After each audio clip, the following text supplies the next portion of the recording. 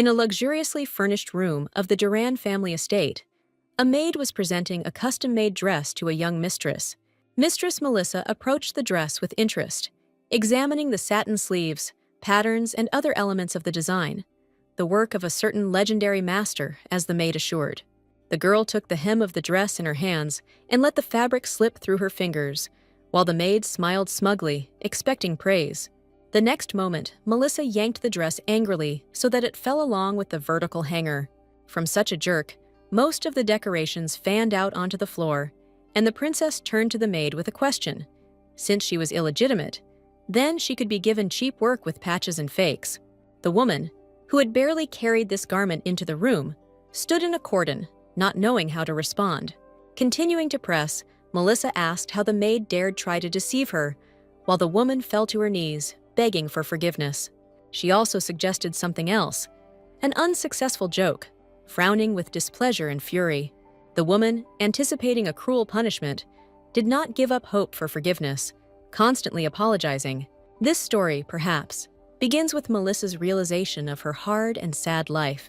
She sat by the window, wrapped in a blanket, and tried to understand what she had done to deserve such treatment, what had made her become so cruel.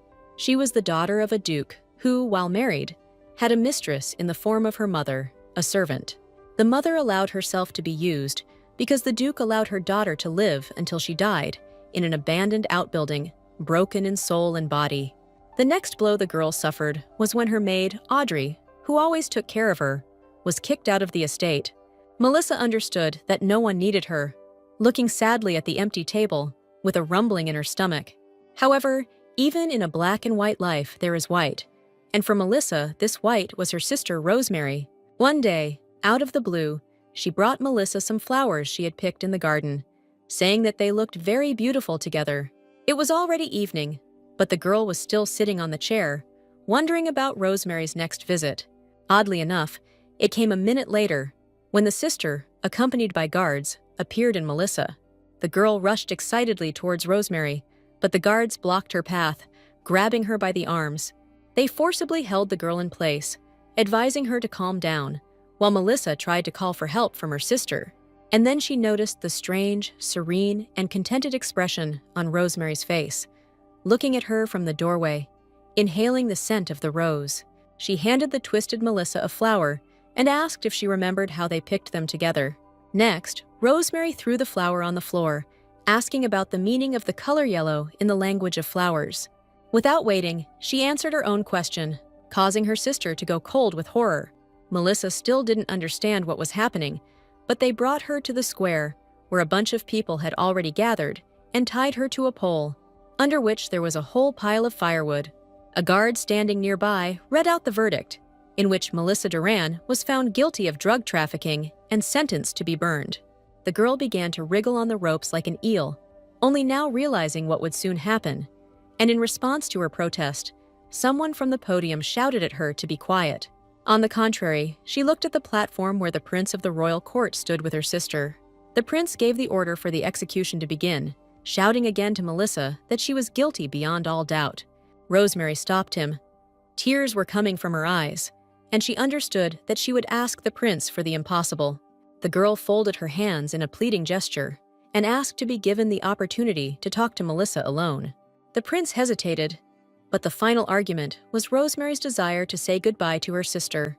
The guy consoled the girl and still allowed her to briefly approach the pole on which Melissa was hanging. After some time, Rosemary approached her sister, who still did not believe what was happening. She tried to convince her that it was all a mistake and that she had nothing to do with drugs. However, instead of words of support, an attempt to somehow influence the situation, Rosemary, smiling brazenly, said that she came closer to enjoy the sight of her unhappy sister. It was then that Melissa learned the whole truth when her sister continued that she and her mother always irritated her, but she could do nothing about it. Wiping away fake tears, she finished her speech by calling Melissa a great toy. As if in a dream, the tied girl asked what she was talking about and what kind of thing she was saying. Rosemary smirked and called the girl a real idiot, which is exactly what she considered her to be. Knowing that her sister could no longer do anything, she became bold and said that her mother had died because of her. After which, the evil girl got rid of Audrey's maid, slandering her relationship with her. She enjoyed every moment and admired her actions that destroyed Melissa. Having expressed what she wanted and reveling in her victory, Rosemary returned to the prince, while the girl tied to the pole screamed that it was all a lie. The prince's order was carried out, and as the fire began to flare up, Rosemary smiled. The fire flared up despite the light rain and began to devour the tree that had been given to it, moving towards the girl's feet. Finally realizing that all her love for her sister was a lie and that she would die, the girl became embittered, desperately thinking that she would be able to survive this day. In the smoke of the fire, with eyes full of rage, Melissa saw her sister smiling, embraced by the prince. The girl decided that she would never forgive her, and the strength of her rage and desire for revenge were reflected in the ring. She woke up wet with sticky sweat and horror paralyzing her consciousness.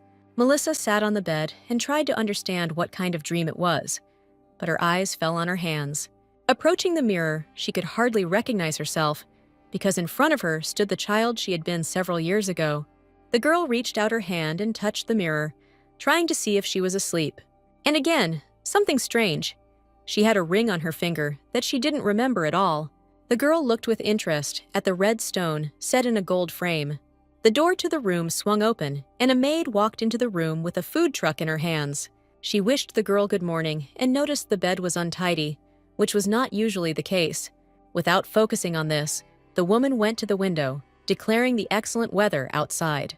Even though Audrey was much younger, Melissa needed to clarify whether she really saw her, after which she immediately rushed to hug her favorite maid. Audrey was always there for Melissa when she was alone, hurt, or in any other situation. The woman's worried face, asking about the nightmares, looked closely at the child. Deciding not to mention some of the oddities, Melissa confirmed the maid's guess about the nightmare, and she hugged her and began to calm her down. Audrey immediately wiped away the girl's tears and asked her to show her a smile, since today was an important birthday. Melissa didn't forget.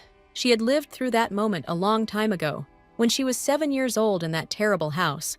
After some time, the maid was styling the girl's hair while she thought she was about to be executed, and when the fire flared up, she returned to her 7th birthday, until, not understanding how, then, having finished the preparations, Audrey congratulated the girl, and her ring glowed. Someone told her that they sincerely hoped for a good birthday, and when Audrey asked what she meant, she replied that she had said nothing. Audrey returned to the food truck and cheerfully asked if the lady would like some breakfast. The ring glowed as the girl again heard the voice inside her, which suggested that she was tired and needed herbal tea, to which Melissa confessed her love to Audrey. Audrey reciprocated, and the girls beamed with their smiles, as if there was no evil around. After breakfast, Melissa went for a walk and realized that when the ring lit up, she heard the maid's thoughts. She was drawn to the indignant dialogue of 3 other maids who wondered why they were celebrating the birthday of their mistress's daughter. They were hanging laundry on a line and discussing the girl, where the 3rd one expressed doubts about the presence of the master's blood in her.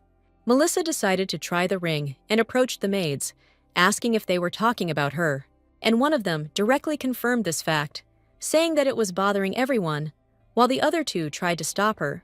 Afterwards, she said that there was no point in them being nervous, because this child could not do anything to them.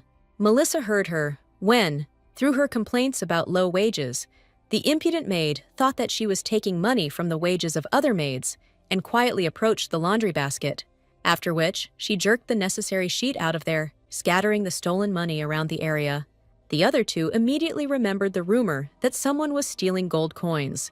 The impudent one immediately flared up, ordering them to shut up, because in her opinion, commoner maids should always remain poor.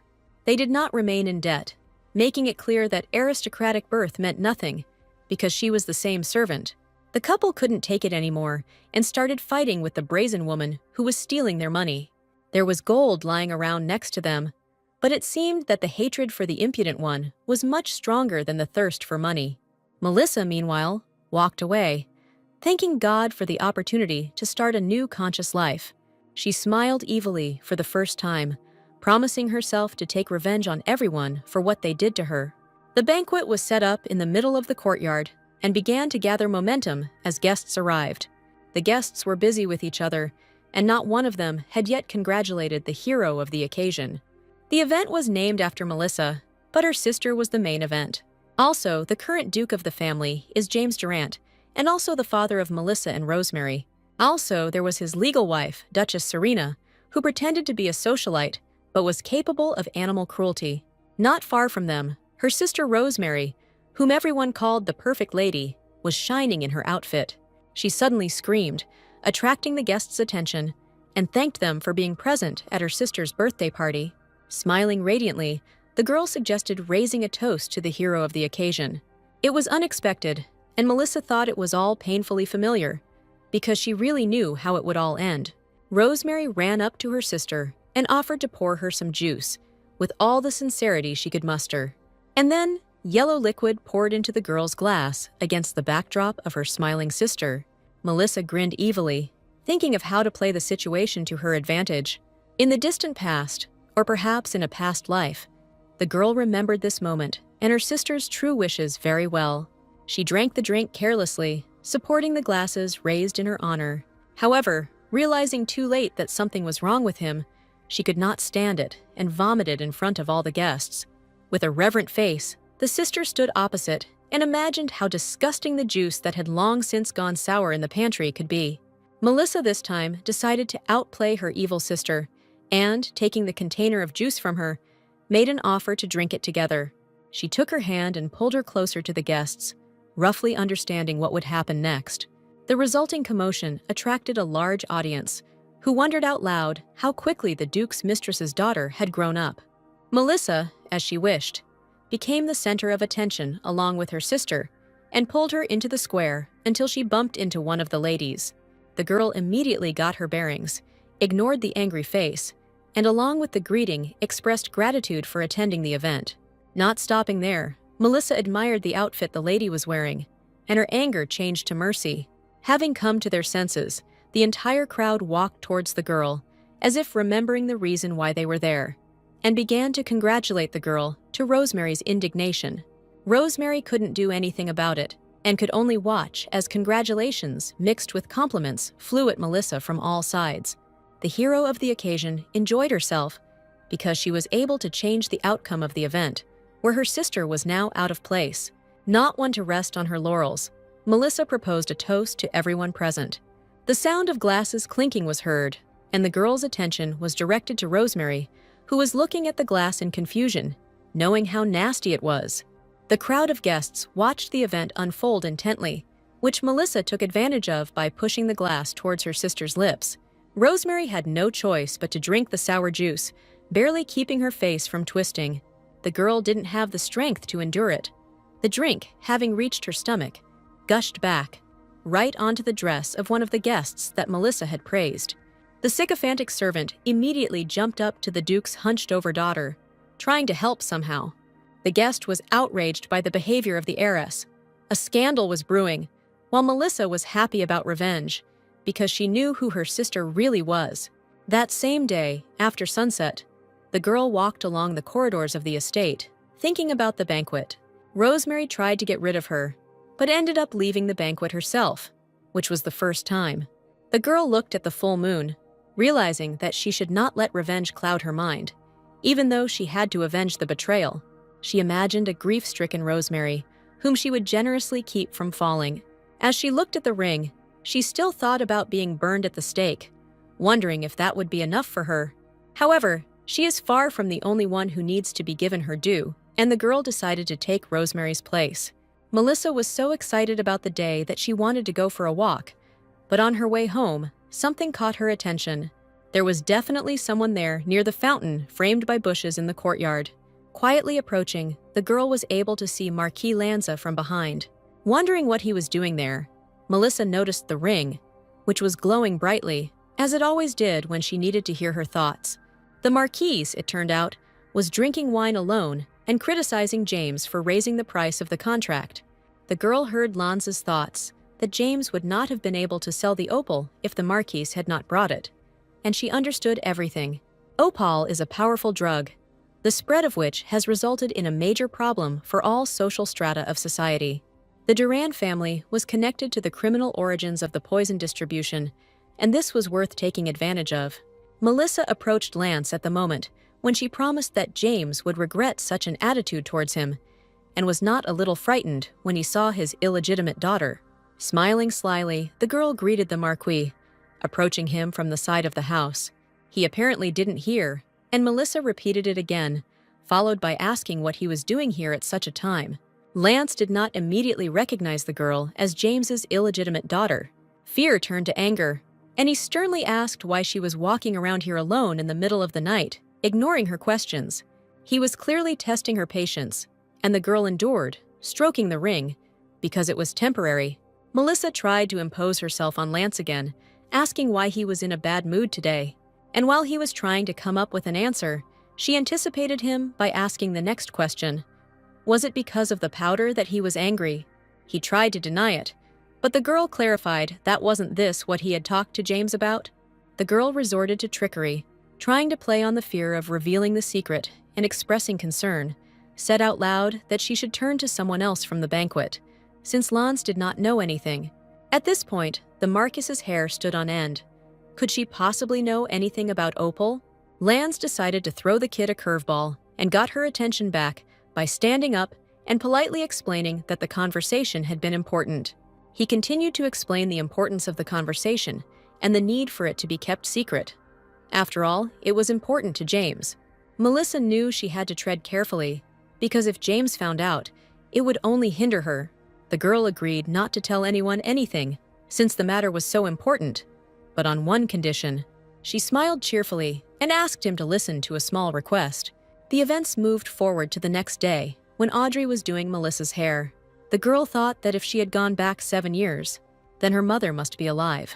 She recalled that at this time, her mother became so weak that she could not leave the room on her own. Having finished her thoughts, she turned to Audrey with a request to see her mother. The maid, having thought that her mistress was feeling well, was glad to answer the girl with consent. However, it is better to do this when James leaves and the girl understands that he will visit her mother again.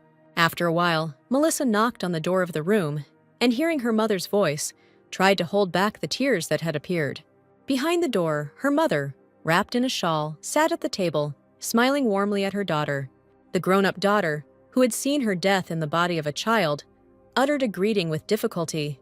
Before the mother had time to say hello in response, her daughter threw herself into her arms, clinging tightly to her mother's chest. In this Duran family home, she worked hard as a maid until James noticed her. As Melissa's mother told her, he forced her to enter into a permanent relationship with him in bed. The woman was unable to refuse, and, having become the employer's mistress, became an outcast among others, which is why she lost her mental and, after giving birth, her physical health, meeting her death early. But Melissa now understood that Rosemary had killed her, although she didn't yet know how she had done it. The mother began to play with her daughter and showered her with compliments, burning with love so much that it was difficult to express.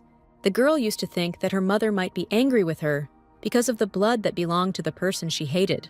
And now she decided to check it out, to see how her ring could help, distracting her mother's attention to the good weather outside the window. Her mother's thoughts revolved around her weakness, because of which she could not spend more time with her daughter, and therefore considered herself a bad mother.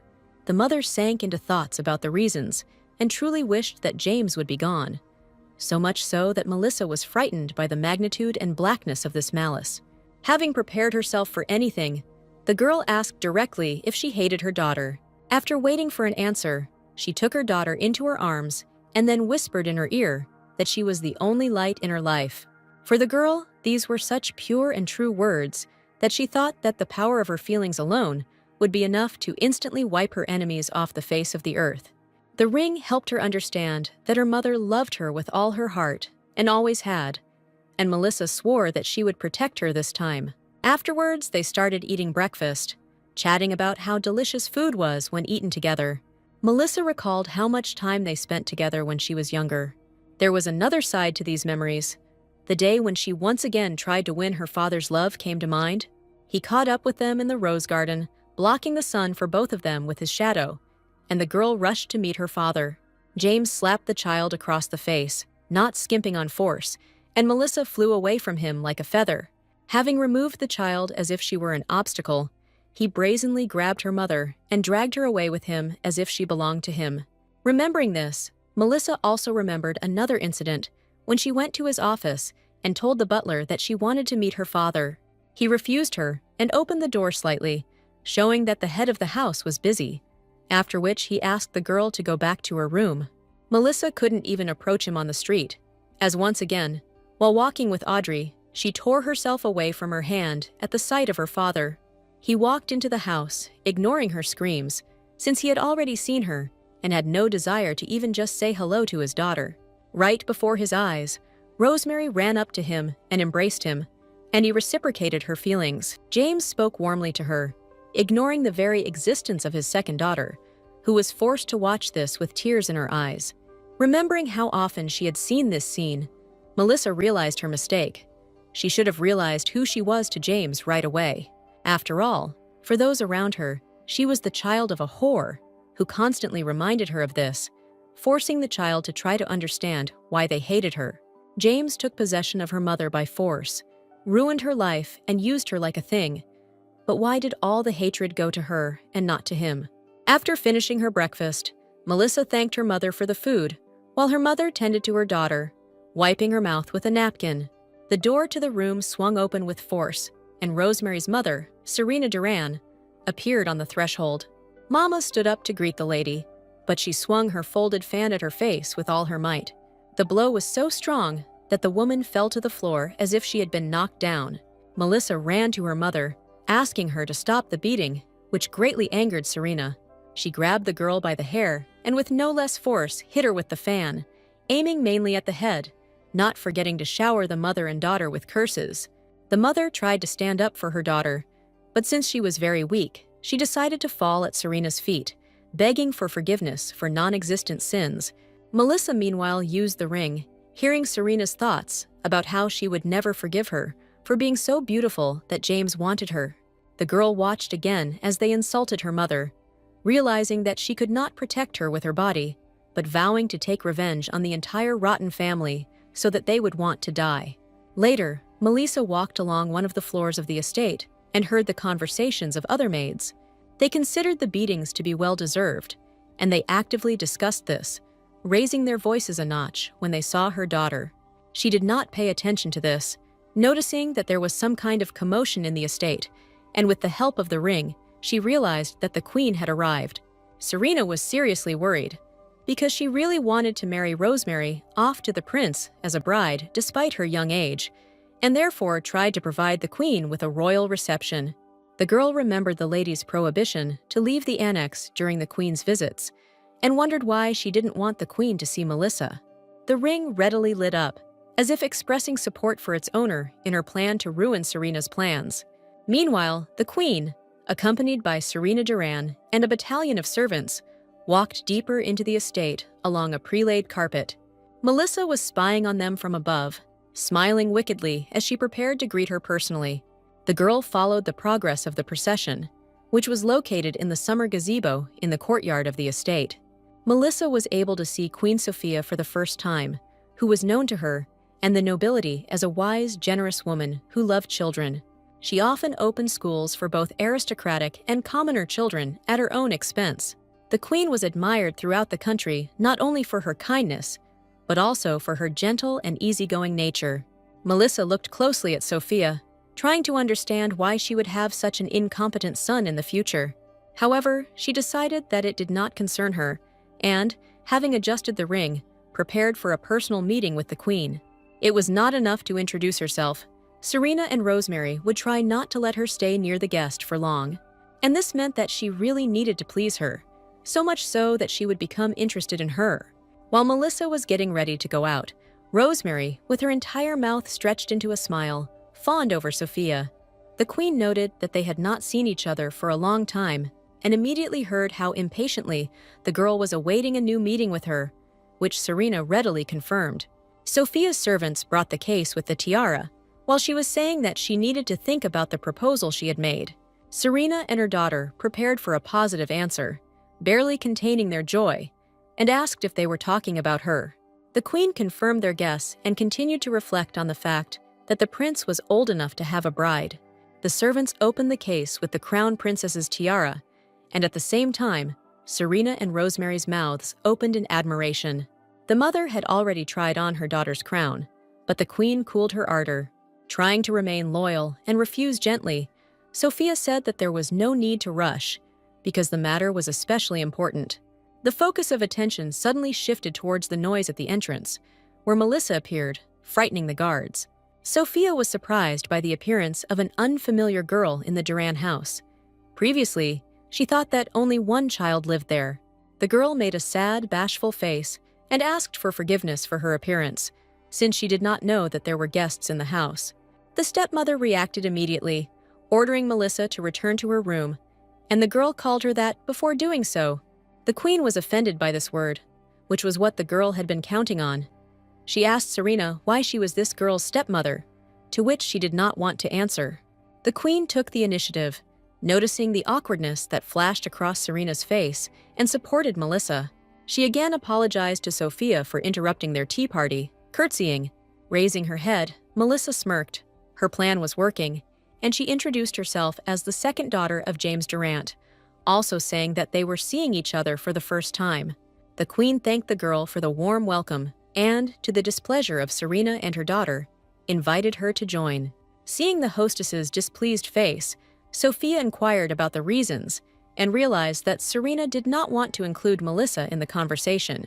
The mistress of the house began to explain who this girl was, but the queen interrupted her. She was well informed about Melissa, adding that the girl was too ill to meet with guests. Melissa, meanwhile, sat silently at the table in the summer gazebo, listening to the events unfolding around her. To her delight, Sophia insisted on her desire to get to know James's second child better. Melissa realized that the rumors about the queen were true, because knowing her origins, she easily allowed her to join the tea party. Serena was in a hurry to finish the interrupted conversation in her favor, and said that she agreed about the engagement. Sophia, putting the cup of tea on the saucer, again cooled the woman's ardor, reminding her that she would think carefully about this issue, after which she turned to the two sisters with a desire to ask a question, to which they readily agreed. They had to answer a difficult question, against the backdrop of the queen and the coveted crown lying on the table. Its essence was to find out how the girls would react if she were chosen as the crown princess. And if Melissa was pondering the meaning, Rosemary's hand immediately shot up, showing a desire to answer. The girl spoke without hesitation about the honor of bearing this title, and also that her mom and dad would be very happy about such a significant event. Sophia asked Melissa for an answer, but she was still thinking, because she understood that at her age, no one would think about the people and the country, which meant the answer should be childish, but deep. The girl decided to answer that this title would be a heavy burden for her. The queen was not prepared to hear such an answer, which is why it surprised her so much. Melissa continued that she would be happy and would do everything to support her prince husband. However, she continued her speech with words about the excitement in her soul, thoughts about what it means to be a worthy bride, to become a queen, and to behave appropriately, despite all the benefits. The queen's eyes widened even more in surprise as she realized how deep this girl's thoughts were. Melissa ended by promising to do her best to support the royal family and be a good wife. By that time, the queen had already melted, caressing the girl with an almost loving gaze. She gave a sign, and the maid, closing the case with the crown, took it with her, knowing that they would soon set out on their journey. Serena tried to find out the queen's answer to the question about the engagement. However, her answer was the same as before, but it sounded much firmer. Mother and daughter were discouraged until Sophia, thanking Melissa for her answer, invited her to her salon that same month. The girl became embarrassed and beamed, hearing such warm words for the first time from a stranger, and one of such rank. The queen was already leaving, but Serena, who did not give up, ran after her, trying to change her decision, since she hoped to get consent already during this tea party. Rosemary sat with a distant look, and her sister deliberately asked if she was upset only because the title had been lost. Melissa, having taken one last piece of cake, was already leaving when she heard a request to wait. Rosemary's voice sounded sad, but at the same time cold and cruel, so it made the girl turn around. The sister rushed towards her, knocking the half-eaten treat out of her hand. Smiling strangely, she asked Melissa to chat with her, and this after such a defeat. The girl was on guard, fully aware that her sister was planning something particularly cruel. Pretending to be the most innocent and clasping Melissa's hands in hers at her chest, she spoke of loneliness while her sister was alive and well.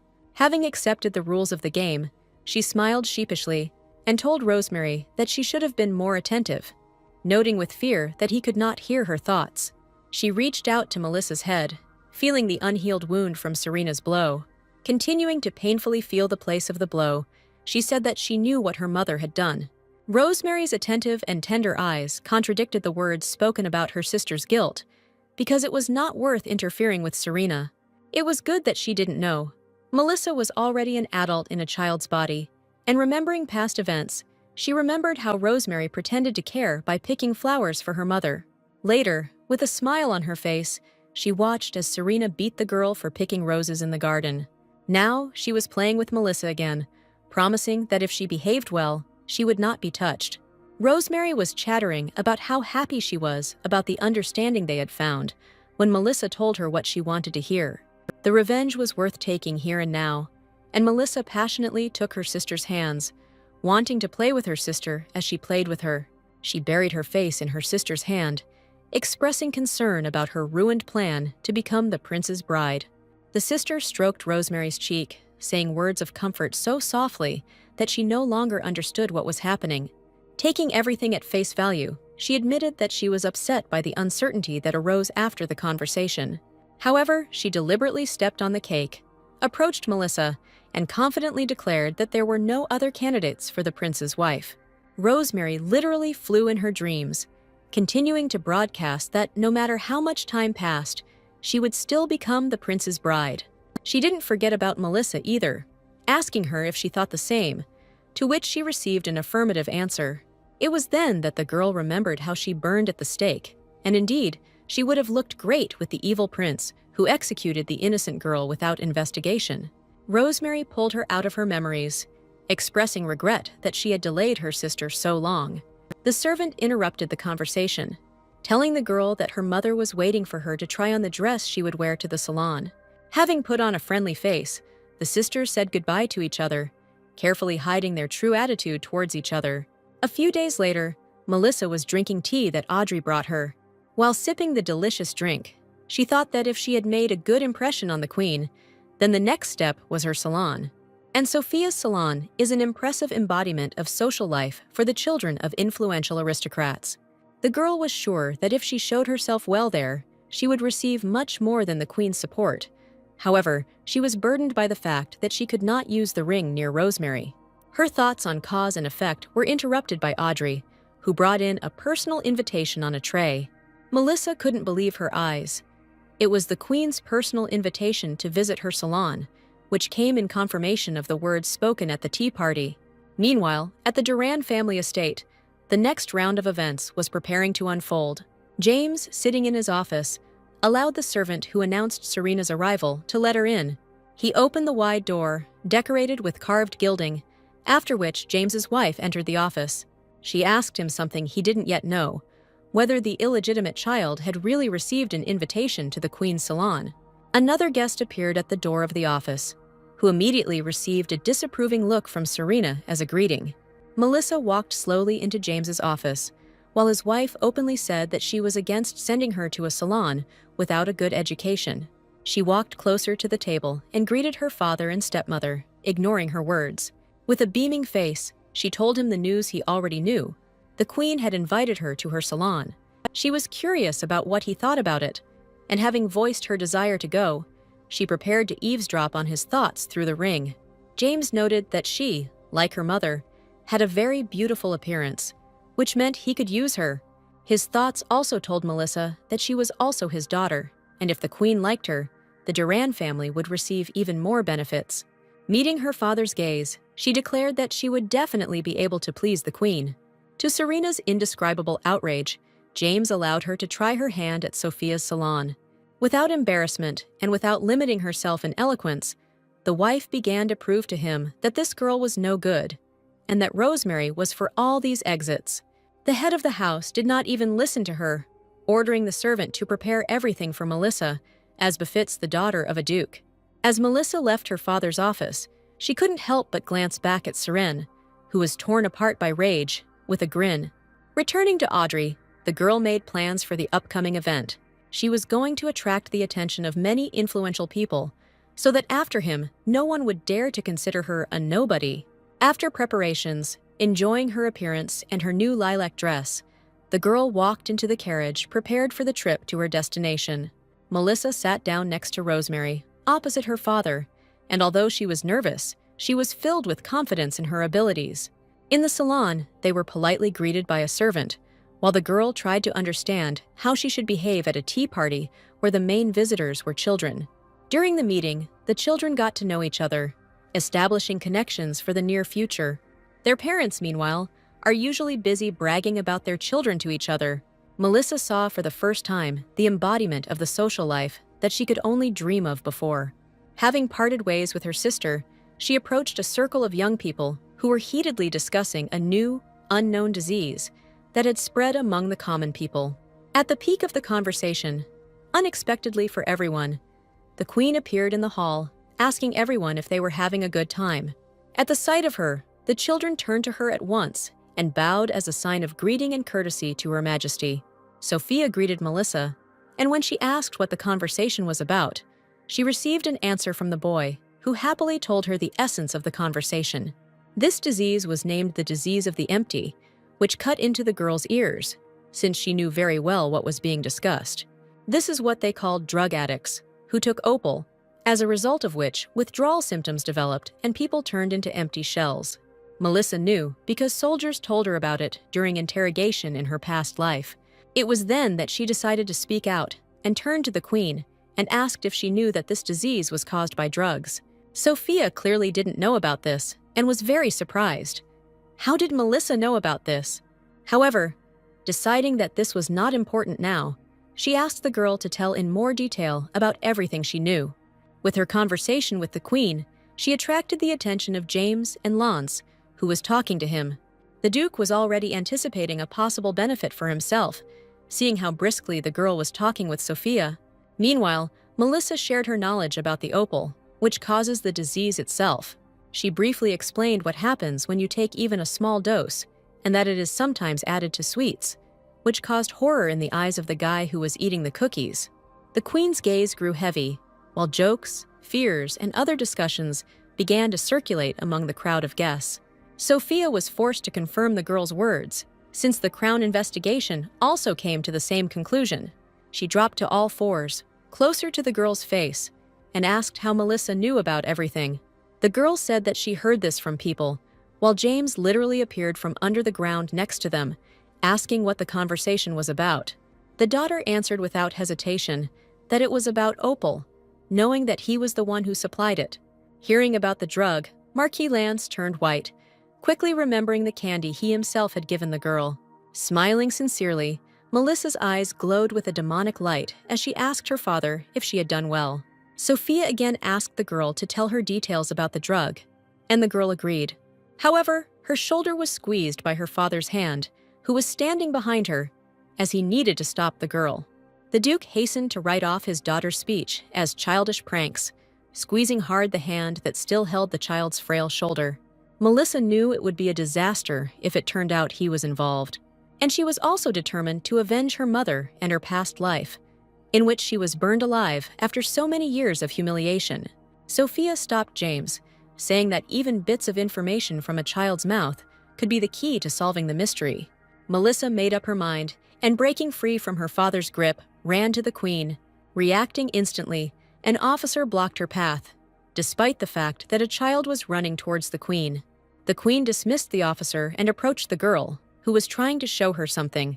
Melissa opened her hand, which contained the very same candy with the drug, which the queen immediately guessed. The girl said that before Her Majesty was the cause of the people's most terrible disease. She continued that opal is distributed under the guise of something harmless, invisible to the authorities and any inspections. Melissa gave the candy to the queen, begging her to believe her, while her father tried to remain calm. The ring suggested the queen's thoughts. Melissa knew information that had not yet been disclosed, which meant it made sense to listen to her words. The main question that followed was the one that Lance had been so afraid of, namely, where did the child get this candy from? The answer was clear. Marquis Lance gave it to her, and the eyes of those present turned to him. He turned white when he saw the attention turn to him and wondered what would happen next. Sophia asked loudly if he had treated Melissa to this candy that contained opal. Melissa promised that evening in the courtyard that she wouldn't tell anyone, and he remembered what the girl had asked him for in exchange for her silence. Even then, he was not himself from the dialogue with the girl, because it was as if he was talking to an adult in the body of a child. Melissa then asked him to give her something sweet, completely in keeping with the image of a little girl, and in fact, knowing what kind of candy he carries with him. The Marquise wanted to ask the servants to prepare something for her, but she stopped him. The girl said that she was so hungry that she wouldn't be able to stand it until everything was ready, and that she allegedly accidentally noticed a candy wrapper sticking out of the jacket. Melissa began to furiously ask for candy, while Lance tried to convince her of his choice. She caught him, because if he hadn't given her the candy, she would have gone and told everyone about it. The Marquis wondered what would happen to the child if she swallowed the pure opal that was under the candy wrapper. And he realized that this was possible, and that this was his way out, after which he gave Melissa the candy, explaining his stubbornness by saying that he had saved them for his daughter. Even when the girl had run away to her room, he thought with a smile about her death, which no one would regret. The excitement left him, and he sat down on the fountain railing to finish his wine. The only witness to this transaction was the full moon, hanging indifferently over the Duran estate. And now, at the royal court, this candy appeared in Melissa's hands, before the eyes of the queen. He wondered with horror why she had not eaten it and remained alive, and what would happen to him now. Unable to bear the tension, he pointed his finger at her and shouted that she knew everything in advance and set him up. A second officer appeared next to the queen, while the rest of the guard had already invisibly surrounded the crowd of guests. Sophia could not tolerate his screaming, ordering him to be silent in such a voice that everyone fell silent. Covering her face with a fan, her furious eyes incinerated Lance, and she finished her speech by ordering him to interrogate the culprit in detail. Following the instructions, the royal guard immediately grabbed the Marquise by the arms, eliminating the possibility of escape. The queen ordered the officer standing nearby to examine the candy for the presence of drugs. The Marquis was taken away amid his own cries. He was distressed in his attempts to understand where she had learned about everything. Finally, the silent Melissa rewarded Lance with a cold grin, rejoicing at the successful course of events. The carriage carrying James and his daughters returned to the estate, and the servant hurried to open the door for the master. Melissa flew out of the open door, tumbling from a strong kick, trying to group herself so as not to get injured. An angry James yelled at his daughter that he hadn't expected anything else, realizing that she had imprisoned his supplier. With her dress dirty, having taken a decent hit, and sitting in the mud, Melissa smiled at the revenge she had accomplished. This angered the Duke even more, and he grabbed her by the dress and lifted her off the ground, shouting in her face how dare she look at him like that. Without waiting for an answer, James threw her away from himself like a doll, and Melissa was lucky that a servant was in the place where she was flying. Without thinking about calming down, he kept shouting that she was only creating problems and ordered that she be locked in the room. However, the smile did not leave the girl's face, and getting up, she got ready to go home. She understood that all she could do was wait, because the Marquis would not drown himself. He would definitely betray James, and then justice would prevail. As the queen said, a small detail in the form of a candy turned out to be the key to solving the entire investigation. Lance's interrogation and the direct street allowed the investigation to be completed as quickly as possible. The merchant ship and the warehouse where the drugs were being transported and stored were seized, and the personnel were detained by the authorities. Of course, the knights did not pass by the Duran house, coming for James. The weather was fine, and Melissa, locked in her room, was passing the time by the window. She waited for them, and finally, the authorities came for the man who destroyed her mother's life. She watched with indescribable pleasure as the knights led James away, accompanied by Serena's howls. Through the window, the daughter happily said goodbye to her father, hoping to never see him again. Audrey distracted her from creating, informing the girl that someone had come to see her too. Entering the room, the young man introduced himself as a knight of Her Majesty Sophia. Melissa heard his thoughts, which expressed doubt that she was the Duke's second daughter, but nevertheless patiently awaited his decision. Finally, he approached the girl and offered her hand, voicing the Queen's order to take her to the castle. Audrey was frightened by such events. However, the girl looked so confident, as if she had everything under personal control. As she passed her mother's room, she met her worried gaze. The daughter smiled and followed the knight, anticipating her victory. There turned out to be 2 knights, which Melissa found out when she approached the carriage, after which one of them helped her get inside. Some time later, a resisting Serena and Rosemary were almost dragged to the same carriage. Looking at the ring, Melissa thought that the days had been flying by too quickly since she had returned, and the Duran family, to her delight, is falling apart brick by brick. Melissa thought about Rosemary, who would soon be in her place, for which the girl did everything she could.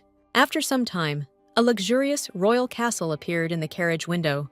Melissa was overjoyed, because the balance of power had changed dramatically, and she had done it all herself, albeit not without the help of the mysterious ring. But Serena and Rosemary were very depressed by this turn of events. Not only would James be imprisoned, or even executed, but there would be no sign of the girl's engagement to the prince. The head of state called for silence, and opposite his throne, 2 knights accompanied the culprit. The king asked his wife if it was the same girl who helped them. Noticing Melissa, she tried to keep a neutral expression on her face as she stood in one of the front rows. Remarque began his speech with a brief explanation of the investigation into the hollow disease and stated that they had recently received a very important clue. He went on to explain how it became clear that the drug was the cause of the illness. Also, that all those involved were found and arrested, and the main organizer was now in front of the king and his guests. The king's sentence instantly deprived Duke James of his past life, because it was the title he had taken away. At the same time, he confiscated all the property of the Duran family, and if anyone has any objections, they can appeal right now.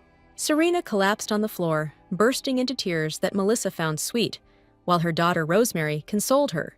Melissa remembered that in her past life, she had been accused of this, thanks to her worst father in the world, and it also expressed the hope that they would never see each other again.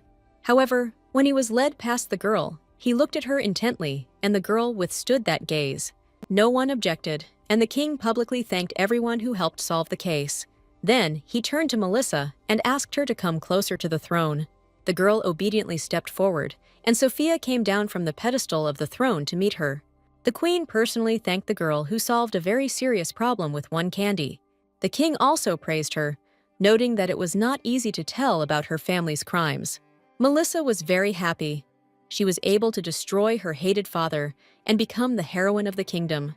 Amid Melissa's praise, Rosemary tried to support her inconsolably crying mother. Distracted by the royal guests, the girl saw a strange man whom she did not know. He met her gaze as she recalled if there was anyone from the royal family with black hair. Meanwhile, the king turned to Melissa with a question of reward and asked if she wanted anything, and the girl, without thinking twice, asked to be made the heir of the Duran family. The king wondered if her request violated the terms of James's punishment, while Rosemary watched the events unfold with fear. He objected to the girl, saying that the Duran family had nothing left, and he could only give her a title. Melissa lowered her head sadly, thanking the royal family for their concern. The girl chose her words carefully, and her next step in the conversation with the king was the desire not to let the Duran family name sink into oblivion. She acknowledged the correctness of the king's judgment and asked him to listen to her request. Melissa offered to use her family's funds and land to help people affected by drugs. Expressing a desire to atone for her father's guilt, she knelt down and folded her hands in a pleading gesture, depicting complete remorse. The royal cane hit the floor, agreeing with Melissa's point. He was surprised and glad to hear such a request from the lips of a little girl, and raising his voice, proclaimed such a decision to be fair. Sophia helped the girl up, and the king promised not to touch the mansion and the land around it, since they now belonged to the noble girl. Melissa thanked the royal family, enjoying her victory and looking forward to the changes that were to come.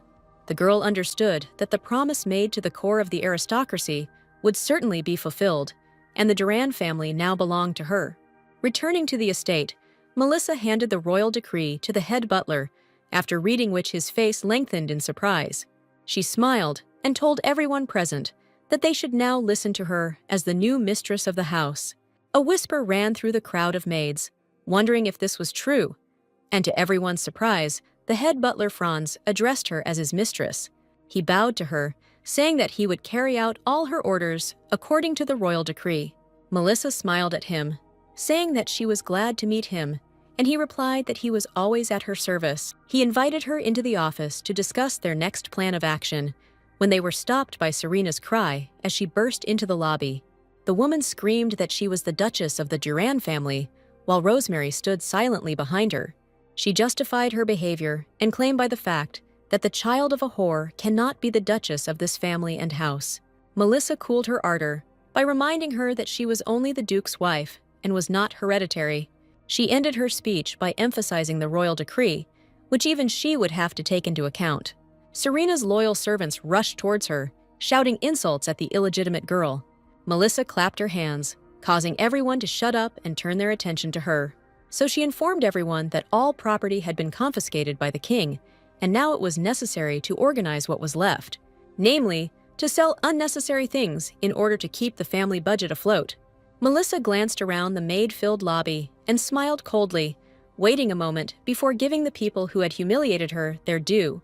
Even those maids who had been particularly bold in their humiliation of the little girl grew quiet in fear next to Serena. Melissa knew their faces well, and, pointing her finger at them one by one, announced that they were fired. A little later, she added that they should vacate the rooms they occupied in the estate that very day. The next order was that those who did not agree with her new title could leave immediately, since, besides, she could not support everyone. Having finished, she went to her office, while Franz instructed the two dismissed maids to pack their things immediately. Seeing the seriousness of the situation, they started wailing along with Serena, trying to attract the attention of their departing mistress. Rosemary seemed frightened, silently watching what was happening behind her mother. Melissa informed Serena and Rosemary that they would be selling the now unnecessary dresses and jewelry, and therefore they were obliged to give it all to Franz. The former mistress could not bear it and screamed that she could not and would not dare to do this to her. Here, Melissa enjoyed asking her about the reasons for such behavior and suggested that the reason was rooted in living as a commoner. Already sitting in her office, the girl thought that in addition to revenge and pleasure, she would really have to manage the estate wisely. To begin with, she instructed Franz to make a decision about the remaining servants and those who agreed to work for her, after which the head butler suggested that the girl prepare a chair of the appropriate height for her. She gratefully agreed, and was then delighted to see Audrey enter the office, having just prepared lunch for Melissa. She was calm about the girl gobbling up her lunch. Finally, events had unfolded according to a fair scenario. Audrey crouched down, taking Melissa's hand in hers, which even worried her. The woman proudly informed the girl that she had grown a lot in recent months. Melissa felt the warmth coming from the ring, persistently spreading from her hand throughout her body. Audrey continued to wonder out loud when the girl had managed to grow up and achieve such greatness. And then memories of past events that she shouldn't have remembered flooded Melissa's mind. She saw her past when Audrey first carried her into the room where her mother was resting. The maid carefully placed the child on the bed, trying not to cause even a single inconvenience. Melissa saw this, somehow being invisibly nearby. She saw her mother call her Melissa for the first time, holding her daughter wrapped in swaddling clothes on the rivers. Mom thanked Audrey because thanks to her, she was able to give birth to Melissa and endure the labor. The woman, weakened by childbirth, asked Audrey to protect Melissa because she understood that she would not last long.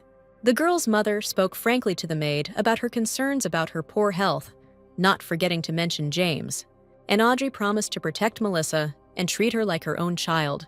This is how Melissa learned about the promise her mother and Audrey had made to work together for her future. The ring transported her to another day, when little Melissa was looking at flowers with her mother's friend. Passing workers recognized Audrey and called out to her, while she discreetly covered the child with her body. They greeted each other, and the girl asked her friends how things were going, since Rosemary had just been born. They responded by sarcastically asking about the well-being of the prostitute who had given birth to Melissa, for whom Audrey had left her post as head maid. The girl was present during the conversation, as if in reality, surprised to learn about the position of a servant, which she left to go to work in the outbuilding. The maids continued to laugh and mock, expressing false sympathy for their friend, who now had to take care of Melissa's mother. Their shadows loomed over the little girl, as one of the maids suggested throwing the child away. Audrey stood up for the child, saying that the girl had nothing to do with these events. She asked her former friends to treat Melissa with respect, because she was the same Duke's daughter as Rosemary. The girls became angry, and one of them reminded Audrey that she was no longer the head maid, and that she should not lecture them anymore. They continued to claim that they had come to warn her, because soon the girl and she would be thrown out of the estate along with her. Besides, Rosemary couldn't be compared to that dirty bastard, so she was the one who had to show respect, after which the ex-girlfriend lifted the bucket of slop. She emptied the bucket, splashing it all over Audrey, not forgetting to accompany her action with insults. After that, the maids left, and the mother's friend carefully asked the girl if she was okay. Melissa, childishly noticing the wetness of her friend's outfit, rushed into her arms despite the fact that she could get dirty. Audrey couldn't stand it, and with difficulty holding back tears from the pure love of this girl, hugged her like her own daughter. She understood that a lot of dirt would be poured on the girl simply because she was born out of wedlock, and if her mother died, then there would be no one left except her. And this dirt will be poured out by the entire Duran family, including Rosemary, who will eventually grow up with the same attitude towards her as Serena. Melissa, who had been watching these scenes, only now realized that Audrey had been like a second mother to her, working hard in this mansion and taking care of her. She also did not forget about her mother. Despite such a cruel environment for many years, Audrey always protected the girl as best she could, ignoring attacks from the Duran family and other maids. And then Melissa's ring brought her back to the estate office, where her mother's friend was trying to get her attention next to her. Putting it down to dizziness, the girl smiled and reassured Audrey. She suggested opening the window to let in some fresh air, and the girl happily agreed. Melissa heard the girl's thoughts. She was very glad that after so many attacks and bullying, she became the head of the Duran estate. And even in this future, Audrey promised that she would not leave the girl alone and would serve as a maid as before. Melissa drew the girl's attention to herself, intending to thank her. She had already drawn up a new contract, which she wanted to give to Audrey, but she held it back for the moment. Melissa asked the maid to resign from her position as a maid, which made her turn white, frightened by such a decision. However, before Audrey could say anything, the girl handed her a new contract. She told her that she saw her in the position of head maid, as she needed a professional in that position. Also, while she was reading the written confirmation, Melissa informed Audrey that she was not just a servant to her. The girl clarified, as if she didn't know whether she was the head maid.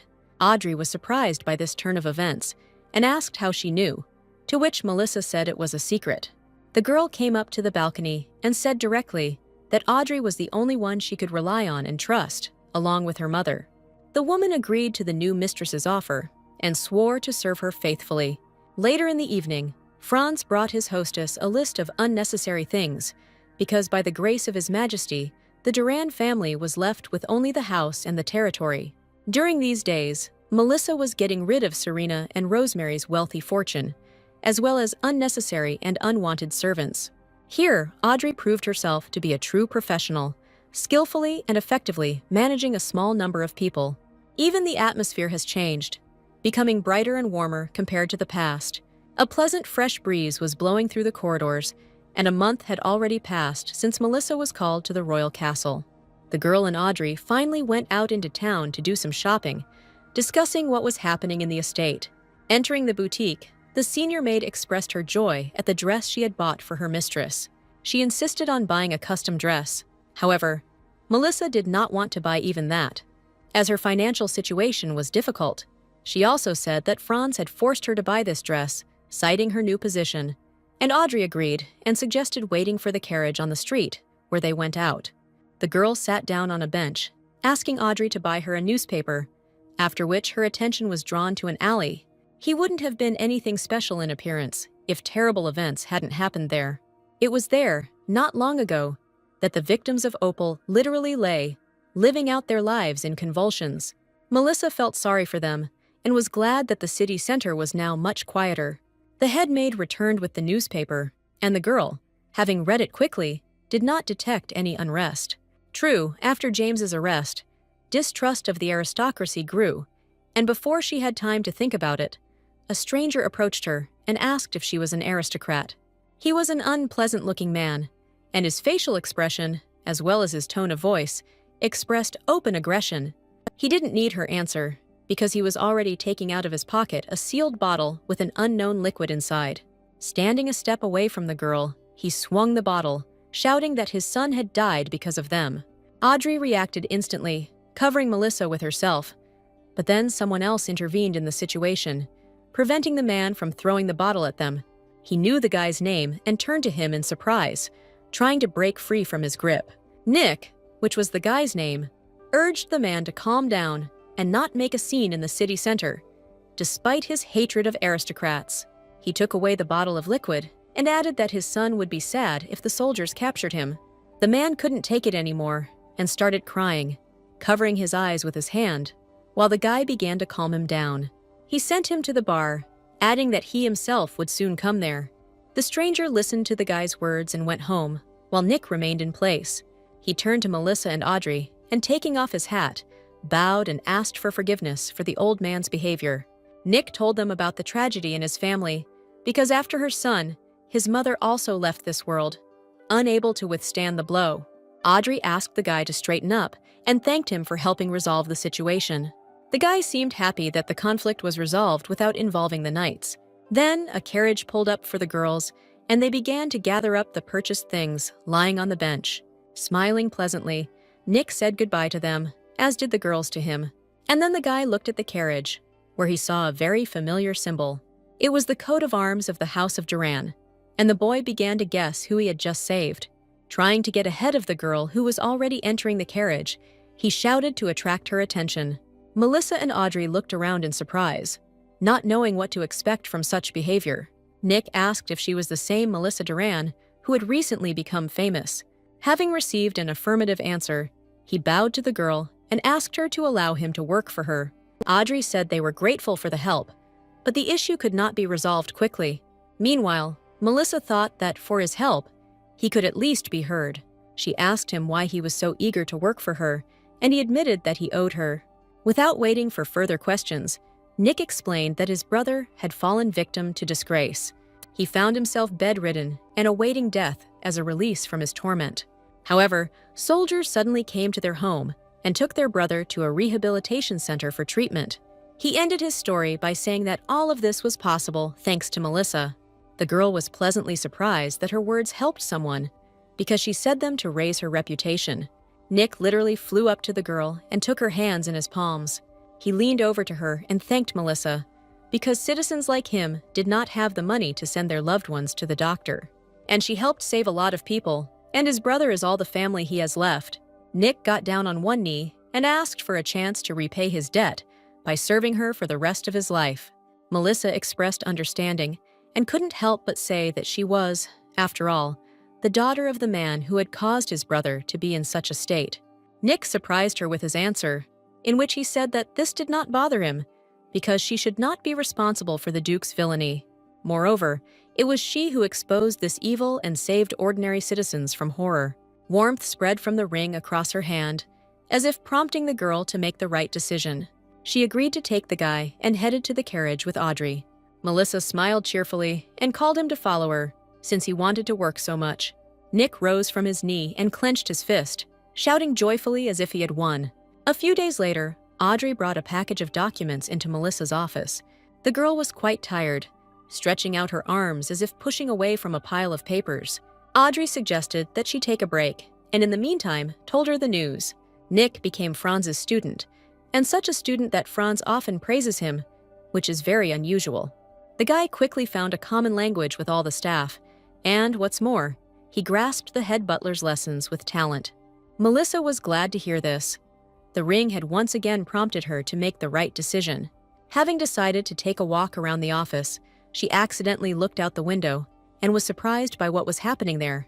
Outside the window, she was attracted by the distinctive outfit of her stepmother, who was getting ready to go somewhere. The girl thought about it, because this happens very often. Audrey called out to Melissa, asking if something was bothering her, and she asked her if it seemed to her that her stepmother often disappeared from home.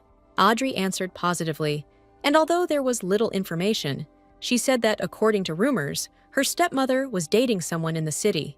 True, no one knows his identity or the purpose of meeting him. Audrey remembered Nick, because he could be entrusted with this task, since he knows the city well and loves to collect gossip. The girl opened his personal card to remember what he had written about himself. There I saw that Nick worked in the Merchants Guild, which meant he was good at collecting information. Melissa agreed to give him this task and asked the head maid to call him into the office. Soon the guy came to her, and she apologized for being interrupted from work and said that there was a task for him. Melissa asked if he knew her stepmother and if he could recognize her facial features in a crowd. Nick asked if he was talking about Serena, and his face took on an unpleasant expression, as if he had remembered something nasty. The girl immediately said that the woman had hated her all her life, which meant she had to be careful with her, especially now. She continued to talk about her stepmother's strange and regular departures to unknown destinations. Nick, meanwhile, was thinking about and remembering what was said in order to complete the task accurately, and Melissa asked him to find out everything he could, and if that was impossible, she would not blame him for it. The guy pounded his chest with his fist, declaring that for him, it was as easy as pie. He continued to boast that every nook and cranny of the city was his home. Meanwhile, the stepmother was already in one of the houses in the city. She leaned against the unknown man's shoulder as he read the deeds for the mine. He expressed uncertainty about this step, but Serena assured him that a girl without an education would not even understand what had happened. And the man, laughing disgustingly, admitted that he didn't have anything special that would be enough to thank her. It is true that he had something hidden away, which he gave away to the woman's delight. It was a precious perfume from a neighboring country that had not previously been sold here. Serena was overjoyed and leaned against the shoulder of the man who was hugging her. Meanwhile, events unfolded in the pub, where Nick went first. Before he even got there, he had already received an offer for a drink, but he limited himself to a greeting and continued his task. He leaned against the bar counter and greeted the pretty girl running the bar. Taking a couple of glasses of drink, he moved towards the lonely man, which attracted his attention.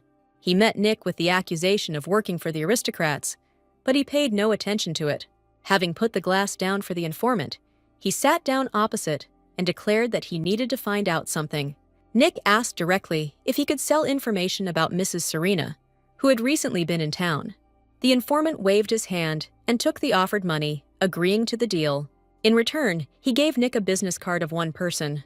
He added to the card that the former Duchess was crazy about her show-off son. Nick realized that things were taking a serious turn, because many people knew the emblem on the card. This is the coat of arms of the Beltran family, one of the wealthiest families in the country that was involved in import business, tax evasion, and other shady dealings. The familiar company again attracted the attention of Nick, who was passing by. One of the guys asked if he worked at Ms. Melissa's estate. Nick couldn't resist, and, in addition to an affirmative answer, told that he was the head butler's apprentice. The second guy from the company expressed his hatred towards the aristocrats, and Nick remembered that he worked with the Beltran family. He playfully hugged the guy and asked about his aristocrat, whether he had said something wrong to him again. Without waiting for an answer, he called the waiter and offered to order a drink and chat about it, after which, pretending to guess, going through the names of families, he supposedly accidentally stopped at Beltran. The guy believed him and began to express indignation about the nonsense that the youngest son of the head of the family was talking, thereby telling the details to Nick. Returning to the Duran estate, the guy already had a report prepared on the results of the mission. He approached his stepmother's office, mentally constructing an appeal to her. Nick opened the office doors and came face to face with the maid, surprising her quite a bit. She asked him what his business was, and also made it clear that he had missed Serena. Nick was about to leave a letter of justification for Beltran, which he brought on the table, but he saw that the office was in chaos. The maid explained that Serena was in a terrible mood and refused the offer of help. Instead, she asked him to go with her to the pastry shop he had shown everyone earlier. Nick noted with displeasure that although he had heard a lot about her, real deeds spoke about her much more. The guy left the letter on the dressing table and noticed the variety of perfumes standing there. Among them, an unusual bottle stood out, which was not in the history of purchases of the mansion, which he helped Franz to put together. The information was obtained, and, noticing Melissa in the yard, he rushed towards her like a bullet. She and Audrey were just finishing a conversation with a citizen when Nick called out to her. He ran towards her along the path from the side of the mansion, jumping and shouting her name. Melissa asked where he came from, and the guy explained that he really wanted to find her. Nick leaned over to her conspiratorially and told her that he had learned a lot of interesting things about Serena. The Duchess is not only dating a man from their Beltran family, but is also obsessed with him. However, it is worth continuing this conversation in the office. A little later, Melissa, accompanied by Nick and Audrey, walked into the study. Franz was already waiting for her there, apologizing for his sudden appearance and saying that he needed to discuss one matter. Seeing Nick, he assumed that she had an important conversation with him and suggested that they come later, to which he received an offer to participate in it. Melissa explained to Franz that Nick was going to report the results of the investigation regarding Serena. The guy gave her a similar report that he had recently written after returning from a mission. The girl summed up Serena's relationship with the man out loud, causing Franz's surprise. He coughed, putting his fist to his mouth. It was so unexpected. Nick continued for Melissa, telling about the presence of very expensive perfumes and jewelry schematically drawn in the report, which were not purchased with Duran's money. The girl asked if she had received them from the man she was having an affair with, to which Nick replied in the affirmative. He continued to tell what he had learned. Her lover was none other than the son of the head of Beltran, named Mason. This was indicated by the fact that, quite recently, the first to receive a license to import these perfumes was the Beltran Trading House. Nick was able to find out through his connections in the Merchant Guild. Melissa was impressed with Nick's work, as his report was well structured, contained sketches and evidence, and all in a couple of days. She expressed her sincere gratitude to the guy for such an excellent job. Nick was overjoyed, thanking Melissa for such a wonderful review. The girl asked Franz about his thoughts on this matter, and he said with heaviness in his voice that treason is a serious crime in the aristocratic world. Serena still has a husband because she did not file for divorce, which means she had no right to start a new relationship, and if this is found out, the family's reputation will be even lower. Melissa, sipping her tea, said without interest that before that happened, something needed to be done. At this point, Nick pulled an envelope out of his pocket, explaining that it was an addendum that she needed to look at. Opening the paper that lay inside, he asked Franz if he knew what it was. The head butler was horrified when he looked at the contents of the paper. It was the missing mine rights that he wanted to discuss with Melissa, as they gathered all the papers to return the Duran property to the royal family. The paper was original, and there was no doubt that Serena had stolen it from the house. Nick reported that he found it in the Merchants Guild, among a stack of documents on the change of ownership. Melissa asked if this document was supposed to be on the estate, and Franz confirmed it. Nick also said that a stack of papers was brought by a man from the Beltran family, while the senior butler exclaimed that both parties to the transaction must be present along with the notary for such a procedure. The guy agreed with him, but clarified that the documents were found on a shelf where the procedure was replaced by cash payments. The head butler was surprised that this worked even with the transfer of property. Nick asked them not to worry, because even if it was by accident, he had managed to invalidate the deal. Franz exploded with compliments, which he addressed to the guy for such help. Melissa knew that if the deal had gone through, it would have been difficult to even predict the consequences, so she already knew that Mason received the title deed from his stepmother. However, she clarified such a serious accusation with Nick, which he confirmed. Melissa thanked everyone present from the bottom of her heart for preventing a major problem. While Serena was preening in front of the mirror, the girl asked Nick if he knew when they would meet next. The guy thought about it, analyzing the frequency of their meetings in his head, and assumed that the next one would be tomorrow. Melissa smiled happily. It was so soon. She suggested asking them directly about everything and asked Nick to go with her, to which he readily agreed. The next day, wearing hooded cloaks, Melissa and Nick tracked down Serena's carriage. After the stop, Melissa's stepmother came out and, as if nothing had happened, pulled the hood over her head and went to her goal. After waiting a little, the guy opened the doors of the building, letting Melissa go ahead. As she entered, she thought with pleasure about her dream of paying this woman back. that was coming true. After all, this is her last day as Duchess, and Melissa didn't even have to do anything. In Mason's apartment, Serena sat next to him in her underwear, throwing her dress off onto the floor. She was enjoying his company when Nick slammed the door open and announced the issue of transferring ownership of the mine. Serena screamed, while the heir of Beltran fearfully asked if the guest was from the guild. Then Melissa entered the room from the shadow of the doorway, wishing the lovers a good evening. She took off her hood and addressed her stepmother as nothing less than dear. Serena, recognizing her stepdaughter, had her face distorted with anger, losing all sense of shame. Melissa walked inside, deliberately stepping on the dress that was lying on her, and asked reproachfully how she could have fun when the family was going through hard times. The girl saw her real face for the first time and told her straight out how pathetic she was. Covering her nakedness and knowing what this story smelled like, the stepmother asked what she was doing here. The ring was set ablaze with vengeance, and Melissa said she was there to punish her for the affair. Serena tried to justify herself, but the girl replied that no matter how you look at it, it was cheating. She continued to think out loud. Even though they were the only witnesses, she had evidence. Mason and Serena listened silently, as if awaiting their fate. She took out imported perfume from under her dress, sarcastically asking if she got it from him. The stepmother blushed, thinking that she had to urgently run through the back door. But Melissa reported that there were soldiers already waiting for them, all there and around the building. The girl and Nick had warned them long ago and planned the operation together. Mason suddenly jumped up, wanting to check if the girl was bluffing. Seeing the soldiers, he turned back to Melissa as she announced their greatest crime. Nick took the mine title deeds out of the envelope and showed them to both of them, and the girl voiced an illegal attempt to transfer them to another person. Serena tried to say something that she didn't, but Melissa finished for her, assuming she didn't know. The woman asked in horror what she was trying to achieve, while disgusting words about the girl were spinning in her thoughts. Melissa smiled vindictively because Serena asked herself how the girl knew what she was thinking.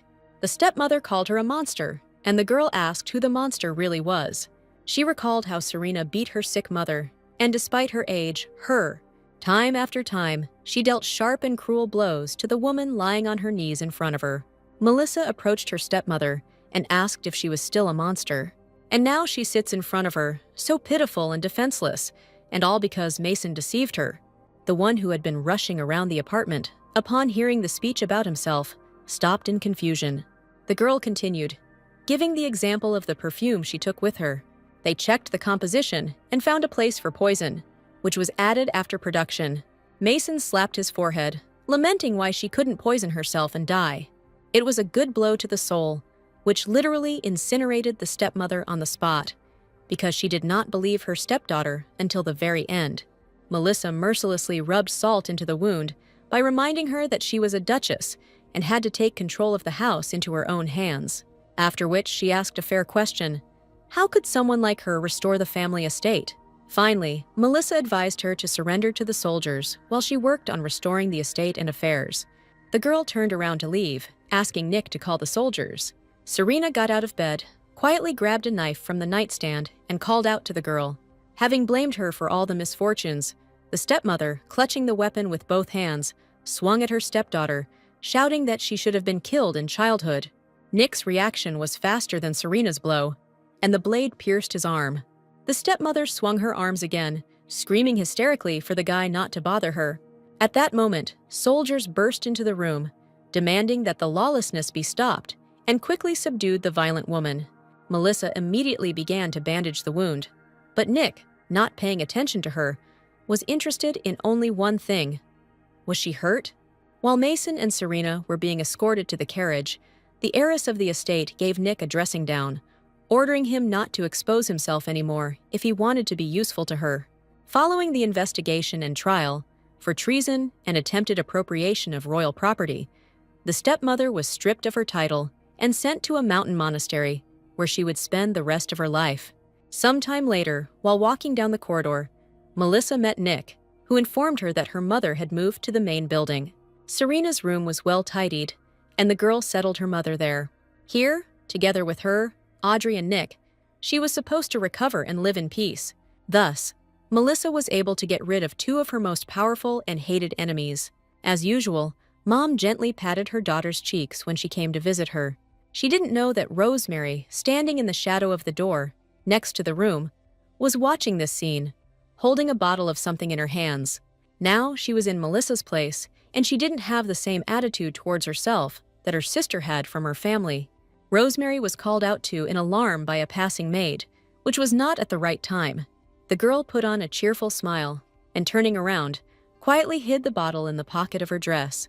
The maid informed her about a letter that had arrived in her name, to which Rosemary asked to make her some tea.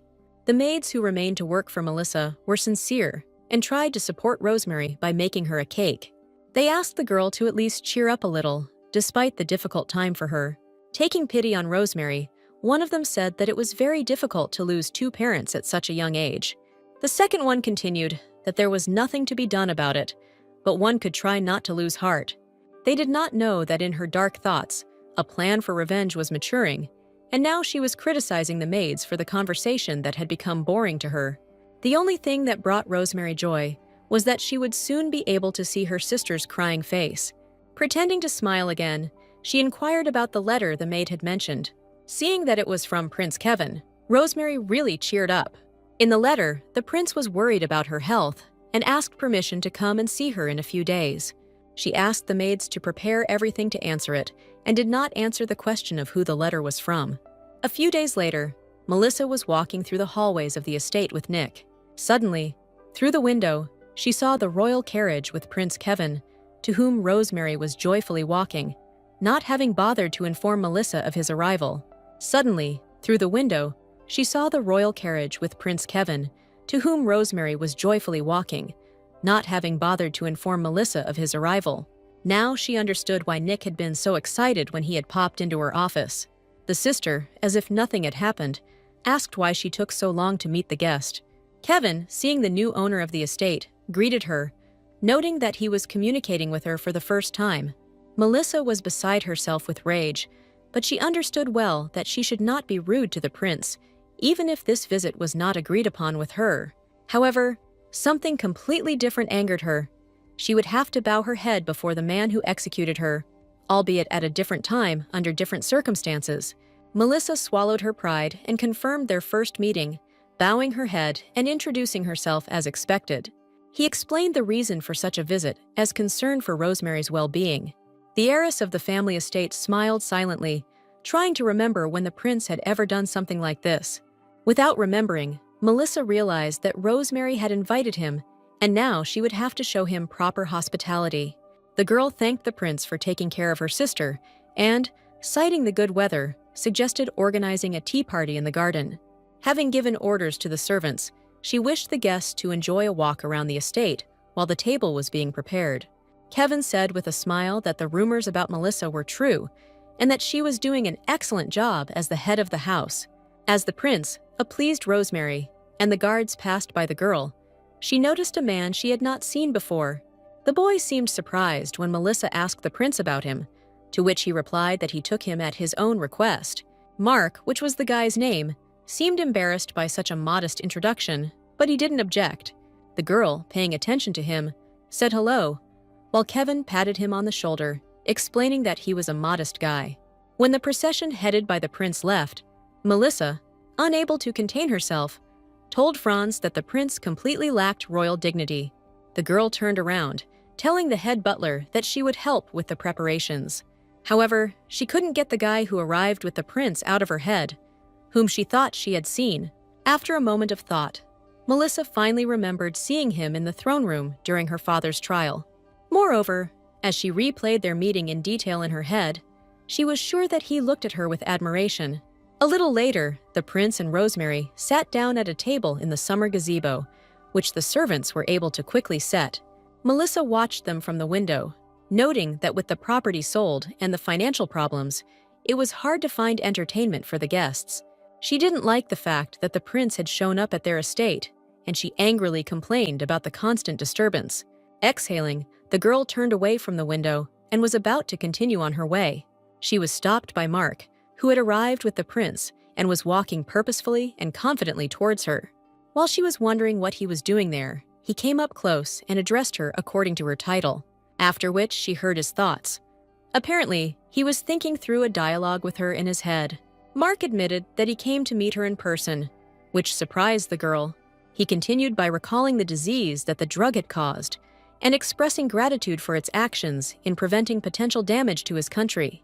He put one hand behind his back and the other on his chest to reinforce his words with a gesture. Melissa looked at the guy standing in front of her and wondered why he said that. She noticed a patch with symbols that were new to her and realized that he was not the prince's servant. Noticing her surprised look, the guy came to his senses and introduced himself as expected. He was the prince of the kingdom of Staffild. The girl realized that he was from a completely different country and apologized for any rudeness that might have slipped from her lips due to ignorance. His politeness, modesty, and manner of communication aroused her admiration, especially in comparison with Prince Kevin, who should learn a lot from Mark. However, Melissa caught herself thinking that by telling about James's sins, she had saved his country by accident, which she confessed to the prince. Mark replied that it didn't matter to him what her intentions were. He still had to thank her personally, which he did. Then he turned around and was about to leave, refusing the girl's offer to walk him home. After moving away a couple of meters, he suddenly turned around and asked if there were any sick people in the mansion. Melissa didn't understand what he was talking about and asked him to explain the reasons for such a question. And the prince explained that he had smelled the familiar medicine while he was looking for the mistress of the estate. She understood everything and told about the medicines for her mother, who was sick. After a couple of clarifying questions, Mark thought about it, and the girl heard his thoughts, in which he desperately tried to understand something and find evidence. He then considered asking Melissa a direct question, but decided against it and apologized for wasting her time. The girl tried to help him change his mind, but realized that it was too late. The prince, by the way, told her that medicine and green science, which involves treatment with plants, are very well developed in his country. Melissa also learned that he would stay as a guest for some time, and if she needed help, she could safely contact him. They were not allowed to finish their conversation when someone's shout, addressed to the girl, flew through the halls. After wishing Melissa's mother a speedy recovery, Mark turned around and walked away resolutely. The voice calling her belonged to the assistant butler, Nick, who was already approaching her. Melissa, wanting to stop the screaming that was echoing throughout the house, made herself known by answering. Nick seemed to be pleased with something and ran up to the girl, happily informing her that her mother was waiting for her daughter in her room. In addition, the heiress learned that the sweets that were served to the guests were also prepared for her. Her mood improved, but Melissa couldn't get Mark's thoughts out of her head about missing evidence of something. The princes had already left several hours earlier when the Duran estate was plunged into darkness. While doing Rosemary's evening toilet, the maid was courting the girl in her room. She shared her joy with her, pleased with Prince Kevin's courtship of the girl. As if by accident, Rosemary took a bottle with an unknown powder inside, telling the maid that she had bought too much for herself. The woman was delighted, mistaking the contents for a healing herbal mixture called Neopharm. Rosemary ordered the maid to add it to Melissa's mother's tea every time, so that she could get better as quickly as possible. The faithful worker, wanting to help, often added the powder to the tea that Rosemary gave her. The woman, unable to bear the cuteness of the girl who wanted to help, shed tears over the prisoners, admitting that she was a kind soul. Rosemary smiled at the maid's praise, saying that there was nothing wrong with that. While the woman said that she would fulfill her request, the girl thought that the death of Melissa's mother would be a worthy gratitude for her efforts. She looked in the mirror and anticipated, when she would become the wife of Prince Kevin, intending to get rid of everyone she considered dirt before that moment. The next day, Melissa, Audrey, and the food truck were walking down the hallway toward her mother's room. The girl entered the room, surprised that her mother was still sleeping, because usually by this time, she had already started the day a long time ago. Audrey headed towards the curtains, while Melissa, talking to her mother, became increasingly anxious about the silence. Audrey opened the curtains, letting sunlight into the room, but the silence that followed made her look around. Melissa was speechless when she saw her mother, and her face twisted in fear, causing Audrey to jump to the bed. Her mother's face reflected great suffering, and her chest rose and fell slightly, hinting at her imminent death. An hour later, a doctor was in the room, examining the girl's sick mother, while she impatiently asked what the diagnosis was. He was surprised because for the last couple of weeks, she had been leaving the room on her own and was getting better. And now, having conducted an examination, he found no signs of illness or signs of poison, and frankly, did not understand what was happening. Sadness appeared on the girl's face. She was having a hard time keeping herself from hopeless thoughts. The doctor suggested that severe psychological trauma could have affected her physical health, giving Melissa hope for recovery, since this had happened to her mother. Having ordered bed rest and taking the same medications, the doctor said goodbye to the family. Melissa and Audrey began to discuss the latest events, because Mom was happy after moving out of the outbuilding. The girl recalled how her mother walked freely on sunny days and could not understand what went wrong. Looking at the bed, she shared her thoughts with Audrey, hoping that the two of them could come to some kind of conclusion. The maid added that when other residents of the house saw her during walks, they said that she looked completely healthy, and in addition, there had been no stress-related situations recently. Melissa thought of Rosemary, but only Audrey had access to the medicine cabinet.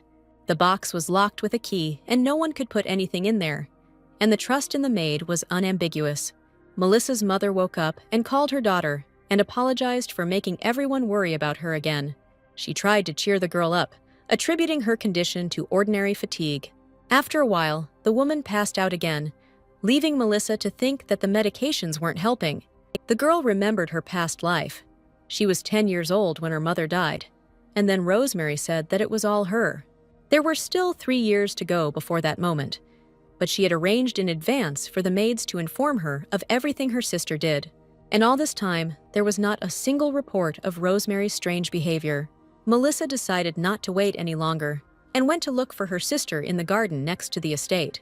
She found her picking flowers, along with the maid who was helping her with this. Noticing her sister, Rosemary rushed to meet her, taking with her a basket of plucked flowers. Before she could say a word, the girl grabbed Melissa's hands, expressing her joy at the meeting. Immediately, Rosemary's face became sad, and she voiced the rumors that her mother had become ill. Showing concern, she handed Melissa a basket of flowers, which greatly surprised her. Along the way, she said that she had prepared flowers especially for her sick mother. Melissa took the basket in her hands, noting that now she would not fall for sweet talk, and sooner or later, she would find out how her sister was poisoning her mother.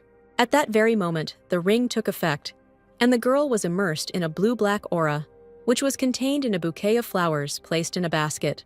Rosemary's black thoughts flowed out of the flowers, accompanying her while she was collecting plants that hated everyone around her, and also contained surprise, why the poison had not yet finished off this whore. A basket of flowers filled with the sister's black negative flew to the ground. From such a mental blow, Melissa barely managed to stay on her feet, not paying attention to her sister's fallen gift. Rosemary seemed genuinely concerned when she asked if she was okay. There was no answer, and she went behind her sister, stroking her back and supporting her. But Melissa understood everything and, turning around, saw the mask of virtue that sat perfectly on the devilish eyes. The ring helped her again, illuminating Rosemary's thoughts and letting the girl understand who was really poisoning her mother. Her sister said goodbye to her, telling Melissa to get more rest. The girl managed to pretend not to notice and said goodbye in response, as if nothing had happened, after which Audrey approached her. Melissa noticed the ring, which turned black when it came into contact with Rosemary's darkness. The girl became sad, because having lost her main argument against evil, she would not be able to predict the development of events. Audrey silently accompanied Melissa to the estate, while she thought about how a regular doctor wouldn't help them. Then words about the well-developed medicine in the neighboring country came to her mind. Prince Mark himself said that if she needed him, she could safely ask him for help. At that time, the girl's mother woke up with difficulty because someone entered the room. She lifted her body off the bed with difficulty, as every movement she made caused pain in her body. The maid who came in asked about her well-being, but she herself saw the woman's suffering, which was reflected on her face with sympathy. Melissa's mother did not lose heart and tried to maintain her spirits, smelling the aromatic tea that the girl brought. She couldn't see how the maid, blocking the food truck with her back and holding a kettle, prepared to add medicine to the tea. The standard dose of Neopharm that she usually added to her tea was once again sprinkled into the drink. A minute later, the sick woman sitting on the bed was raising a cup of tea to her mouth. Her daughter burst into the room a moment before the sip and managed to stop her mother. She ran up to her mother, and the maid standing behind her was very surprised by such behavior. Without saying a word, Melissa took the cup of tea and handed it to Mark, who was standing behind her and had entered the room with her. Taking the drink, he waved the scent of their cup towards his nose with his hand, carefully inhaling the scent. Melissa and her mother watched Mark's manipulations with the mug in surprise. There was no doubt that his face expressed surprise when he sniffed the drink, after which he pronounced his verdict. There was poison in the mug. A few hours before the event, he was still sitting in the royal library. The messenger found him almost immediately and, quickening his pace, moved towards him. Mark was studying a book, making notes on sheets of paper, when he was distracted. The messenger reported that he had received an urgent letter from the Duran estate, which contained a request to help his mother. The prince immediately understood everything and immediately ordered that a bag of medicines be taken from his chambers. Forgetting about the book and notes on the table, he threw on his traveling jacket and quickly moved towards the exit. His final order was to immediately go to the Duran estate. Melissa and the servants met the prince before he had time to leave the carriage.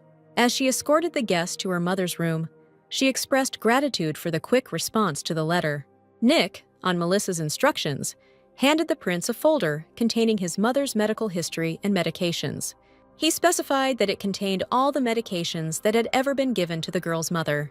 After studying the list, the prince thought that during his last visit, he had smelled a drug that was not on the list. Continuing to walk, he turned around and handed the folder to Nick, thanking him for the comprehensive information. Mark could not be mistaken in his perception and said directly that there was a high probability of poisoning.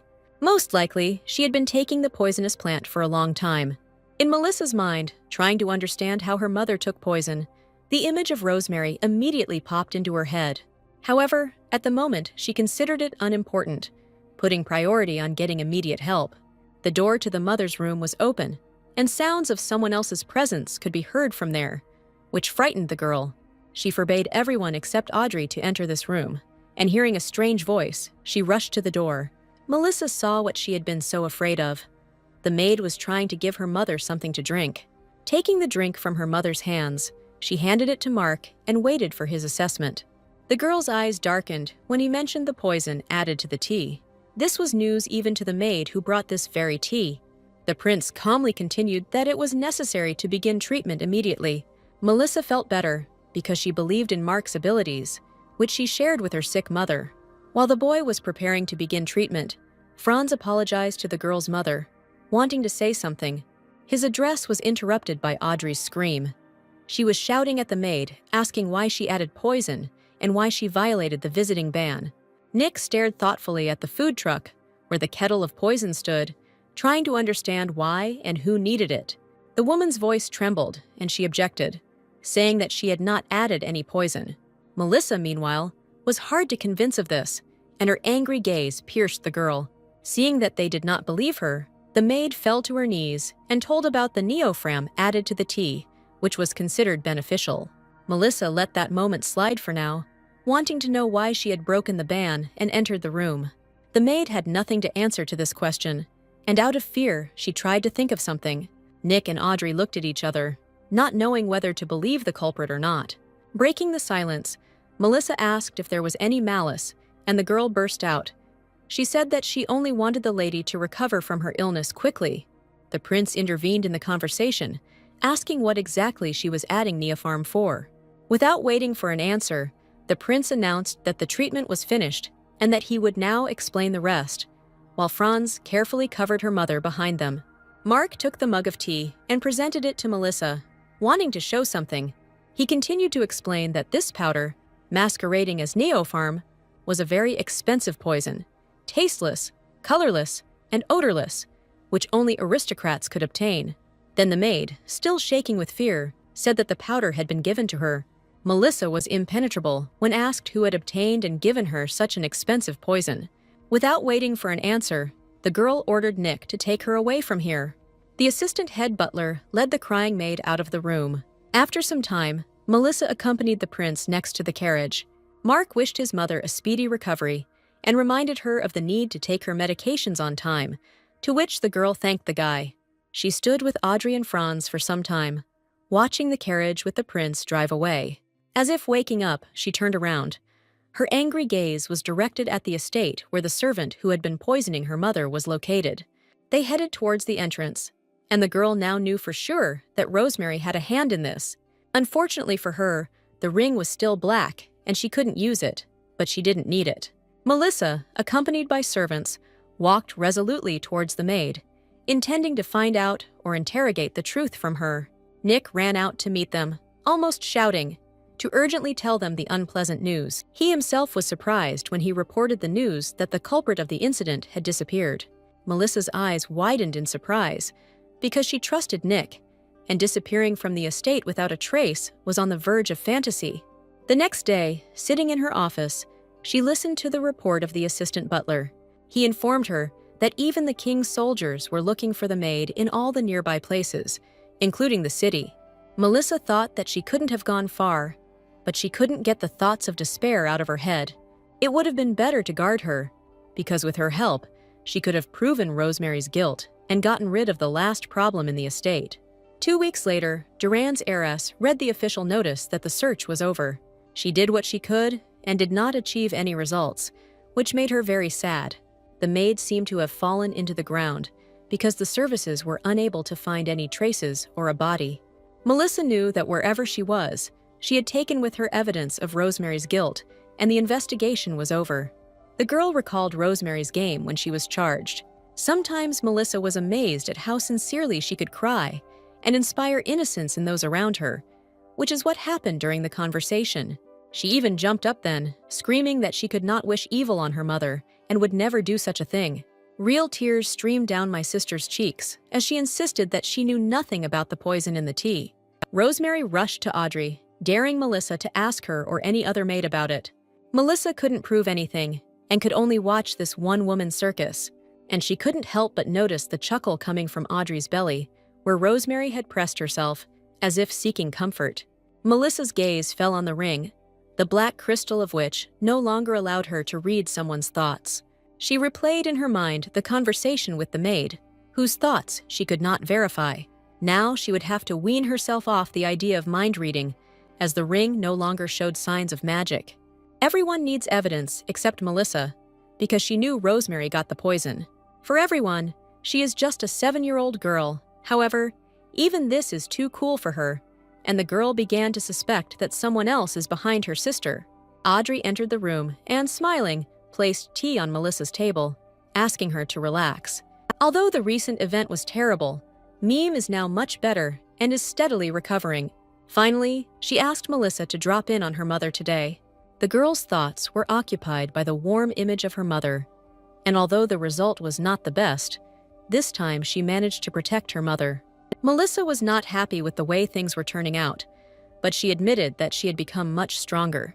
In another part of the estate, her sister sat, not occupying her thoughts with anything like that. She opened the envelope with a letter opener and pulled out a personal message. The report stated that they had a maid and would soon be looking after her mother, which Rosemary read and lit a candle in a glass frame. The paper burned down while Rosemary thought about what Beltran had said in the letter, and was sad only that she had not managed to get rid of at least one obstacle. She was not very sad, waiting for the hour when she would marry Kevin and become a princess. It won't be quick, but she's willing to wait. And for now, Logan is enough as a link, who has served her family faithfully at the Duran estate. At the same time, in the luxurious chambers, a pair of aristocrats were sitting at the table, one of whom had arrived from the country of Stayfield. One asked the other about the maid, and learned that she had been given a room. She was well looked after and kept quiet, not knowing that she would soon be looking after Serena Duran, who would soon arrive. The men laughed as they discussed some plan that involved the two countries. One of them did not forget to obligingly pour the other one some expensive wine. The owner laughed and noted that, thanks to the maid, they wouldn't have to put up with Serena's temper, taking a dart from the nearby board. A hand with many expensive rings with rubies and emeralds, obeying its owner, aimed the projectile somewhere at the wall. The dart hit a map that depicted both states with attached photographs of rulers and influential people. The guest ordered not to worry about trifles, but to act carefully, after which he let the second one go. The next dart landed squarely in Prince Mark's chest, causing the thrower to grin cruelly. The next day, Melissa's mother was walking in the garden with Audrey, in the garden area next to the estate. Nick and Franz watched them, sharing their mutual joy at the woman's recovery. Nick asked him if he had always been so worried about this woman and her daughter. Sometimes the boy would look in on the head butler at night and see him at work, which consisted of looking for medicine for a sick woman. Franz thought about it, because he had a burden on his soul that perhaps he should share. Having made up his mind, he turned to Nick, offering to chat with him for a bit, to which he readily agreed. And Franz began his story from the moment when Melissa was not yet the head of the Duran family. One day, James decided to kick out the head butler and the maid, who were his parents. Franz was appointed head butler while he was still an apprentice, because the head of the house needed a puppet that was easy to control. In the end, he became one, unable to object to the Duke due to his youth. Franz was forced to watch for years as James abused his concubine and her daughter. He ended his story by believing that if he were strong enough, he could make life easier for Melissa and her mother. Nick praised the head butler for his valiant impulse, not knowing that the Duchess had also heard the whole story. She smiled warmly as she watched Franz lament about his past life on the estate. Melissa intervened in the conversation by approaching the servants, who, upon seeing her, stood up straight. Wanting to cheer Franz up, she said that she knew who had been ordering food to be brought to the outbuilding all this time. Knowing the answer in advance, she asked the head butler if James had given her orders to feed them. Melissa noted that Franz was taking a big risk by helping them, because if the former Duke noticed this, he would be in trouble. Here, for the first time in his life, the senior butler heard words of gratitude for his service. Melissa added playfully that if he still felt guilty, then he could serve her faithfully. Nick loved scenes of justice in life, and one of them unfolded before his eyes. Franz readily bowed to Melissa and said that he was ready to dedicate his life to her. The girl was glad about this reaction, and the fact that she was surrounded by loyal, noble people. Prince Mark soon arrived, and Melissa ordered the horses to be watered, after which she escorted the boy to his mother. After the inspection, they discussed the prince's future plans. The girl asked if he was planning to return to his homeland soon, while treating the guest to tea and cookies. Mark said that he would leave in 3 days, and reassured the owner about his mother's health. This time, he brought with him more suitable means for treatment in sufficient quantities for recovery. For such free help, Melissa thanked Mark again from the bottom of her heart. However, to the girl's surprise, he said that he should thank her himself. In his country, he was ridiculed despite his extensive theoretical knowledge due to the lack of minimal practice, so much so that he stopped believing in his own strength. Having the opportunity to cure Melissa's mother, which he did, has given Mark renewed confidence in his abilities, and he can now look forward with confidence. The prince and the heiress exchanged pleasantries and were grateful to have met each other. The girl thought that despite being 10 years old, he had the communication skills of an adult. Over the time that had passed, the ring had regained its ability, and Melissa heard the guy's thoughts. He was admiring the cookies and tea and was thinking about asking to wrap both up for him to take home. Then she heard the idea of asking for the recipe for making the kind of cookies that he devoured with gusto. Relaxing, the girl smiled kindly, because his thoughts corresponded to his age, and in them he was real, kind, and reliable. Mark asked if anything could have gone wrong, with a hint about his behavior, and Melissa reassured him, apologizing for laughing. Calling Audrey, the girl whispered in her ear to wrap up some tea and cookies for the prince for the journey, and at the same time, the recipe for both. The head maid went to fulfill the girl's request, while Mark wondered about the order given in secret from him. After a silence, the guy with a serious face turned to Melissa with a request. She thought he was worried when he asked her if she was okay with continuing their relationship. He told her his thoughts. When she was recognized as a full-fledged Duchess of the Kingdom of Valeria, he, as Prince Stayfield, would have a strong ally. Melissa smiled, realizing the prospects and power of the proposed union and her advantage if he could become a worthy prince. Mark ran out of patience as he waited for her answer, which forced him to ask her directly about her decision. The girl happily agreed, and the prince extended his hand to her, wanting to seal the verbal agreement. Melissa extended her hand in response, expressing her willingness to continue and develop fruitful cooperation.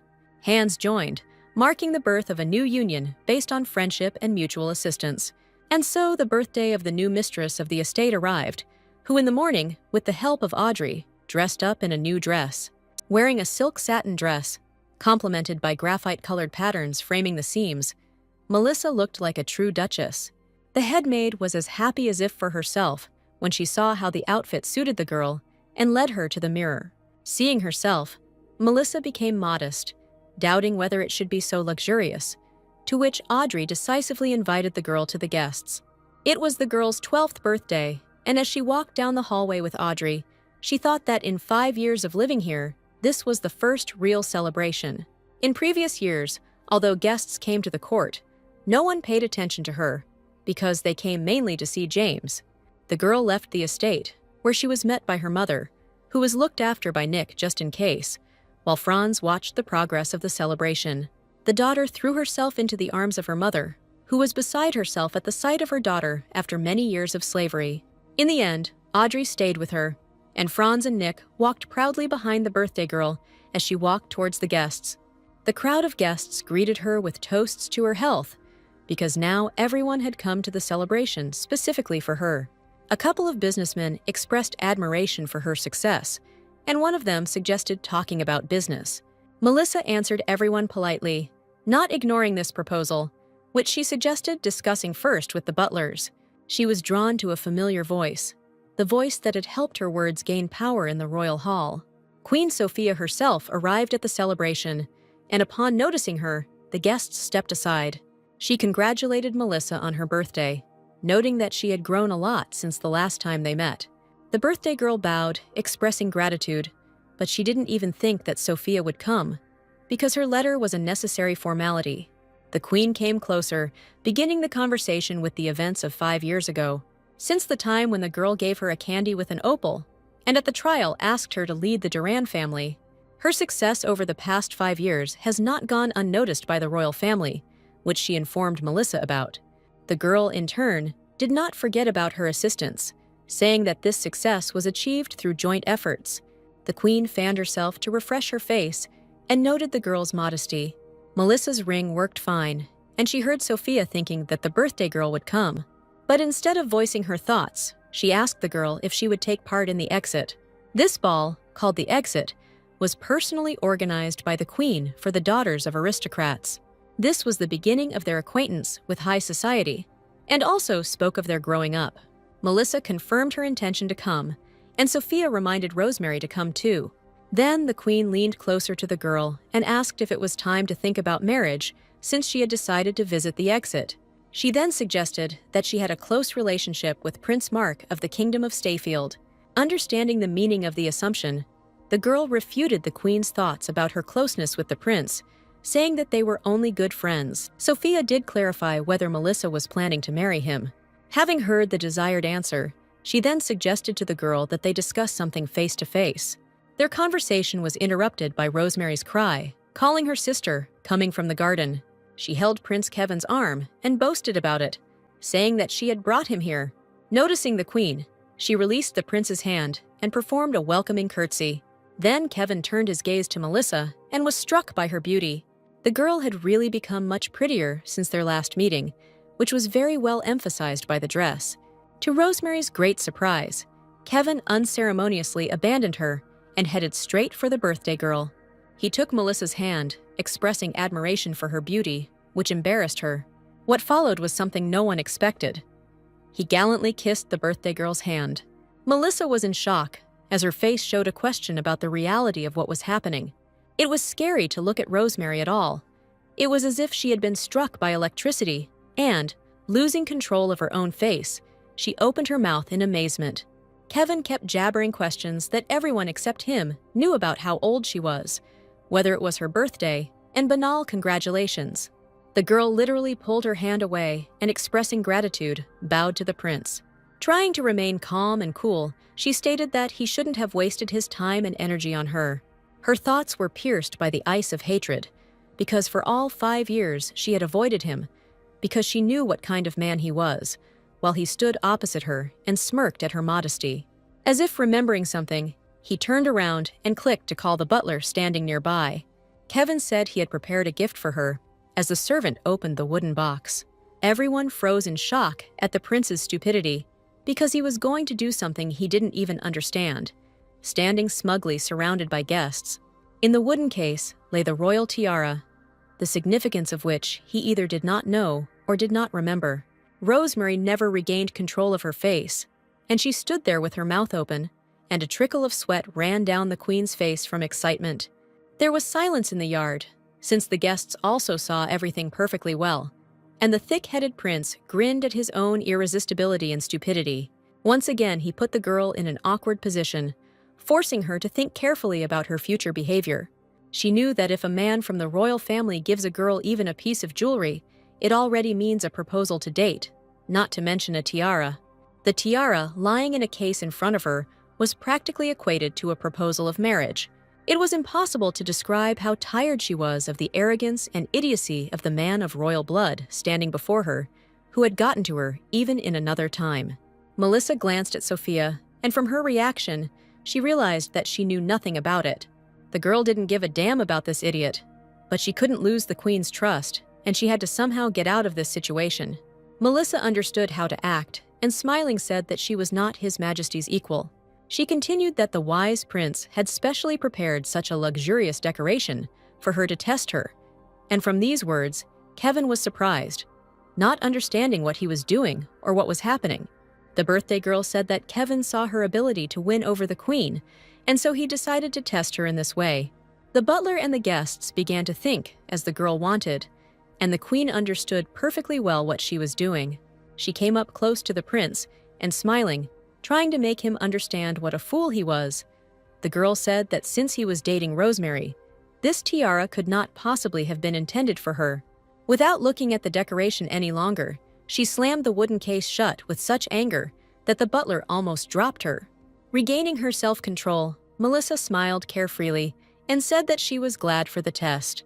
The fool was about to object, but his mother intervened in time, loudly addressing him. Trying to restrain herself, she feigned surprise at her son's wisdom. Sophia didn't let him get a word in edgewise, as he was actively trying to do so and ruin everything, and said that she admired her son. Suppressing her son's stupidity, she looked at Melissa and apologized with an intonation and turn of phrase that made it clear why. The birthday girl was pleased with herself and, having accepted the apology, thanked the queen. At this point, Rosemary seemed to come to her senses, taking the royal mannequin by the arm and leading him away, suggesting they go for a walk. The day was drawing to a close as the last guests left the event, after which the maids and butlers began clearing the laid tables. Melissa sat in front of the mirror in her room and complained to Audrey about being tired. The door to the room opened with a bang, and Rosemary appeared on the threshold. She was beside herself with rage and began the conversation with a direct question, namely, when her sister managed to charm the prince. Audrey was forced to bow, and Melissa did not deign to look at her sister, starting the conversation with a demand not to enter her room without knocking. She then said that she was always busy with family matters and never spoke to Kevin, while Rosemary accused her of secret meetings, wondering why he decided to give her the tiara. Melissa got angry and turned around, giving her sister a hard look, slowly saying that she didn't have time for something like that. The sisters met eyes, and it seemed that the environment between them would now begin to melt. Melissa understood the reason for the panic, because it happened suddenly, but she would never, under any circumstances, get engaged to a man who executed her without thinking. However, she decided to gain some benefit by saying that it would be good for the family if she got engaged to Kevin. Her words caused the desired reaction of fury from Rosemary, who opened her mouth again. She was about to say something, but Melissa interrupted the conversation, asking her to leave. Rosemary, who had fallen silent in impotent rage, turned and immediately left her sister's room. Walking down the corridor, accompanied by her maid, she was sure that she was the one who would become queen. Rosemary gritted her teeth, unable to believe that her sister had the ability to replace her with such a pedigree. The girl stood next to her room, slowly entering and turning to Luba, who was ready to fulfill any of her requests. She gave orders to contact those people who stood behind her and helped her, which the maid immediately understood. Rosemary smirked, warning herself that if Melissa continued to interfere with her, she would simply die. The moon was already shining outside the window when Audrey, entering Melissa's room again, saw her sitting in a chair.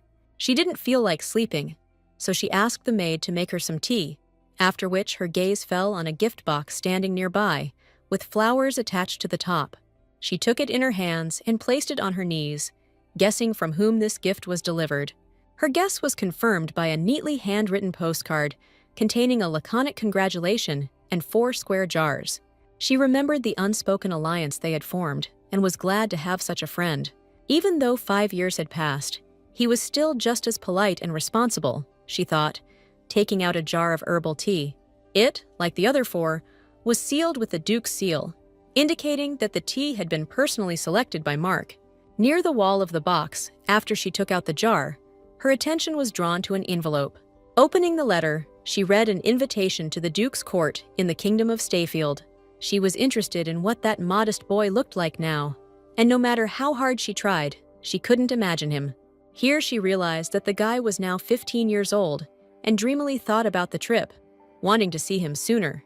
Anticipating the meeting, Melissa's fatigue had completely disappeared, so all she could do was sit in her chair, imagine the meeting, and plan the trip.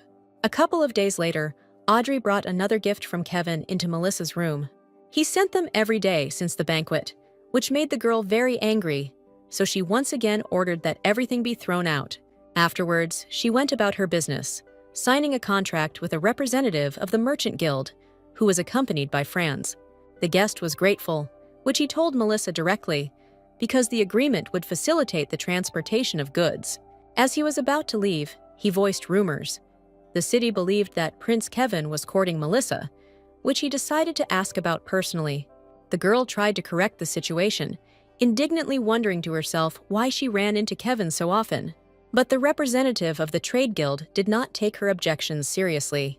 After her birthday, when the prince almost proposed to her, denying the relationship was pointless. Melissa, putting a smile on her face, patiently listened to his wishes for the future young couple, thinking that these rumors would greatly hinder her. Nick came to the rescue, interrupting the guest, and announcing that the carriage was ready and waiting. Having said goodbye to the guest, she relaxed, deciding that this would be the last thing she would do today. Plopping down on the couch, she tiredly shared with Nick and Franz that everyone was only talking about this Kevin.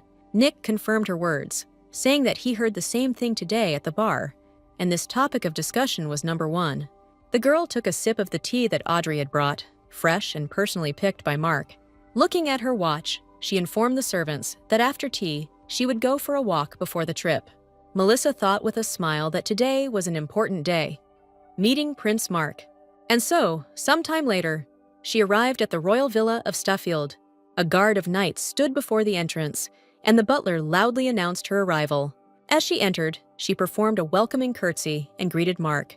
He came up and asked to raise his head, since he himself could establish certain proprieties. Mark was dressed in formal attire, which looked like a cast on him, and then expressed his joy at the meeting. The prince extended his hand to her, and she gave it, thinking of shaking hands. But in addition to this, Mark gallantly kissed her.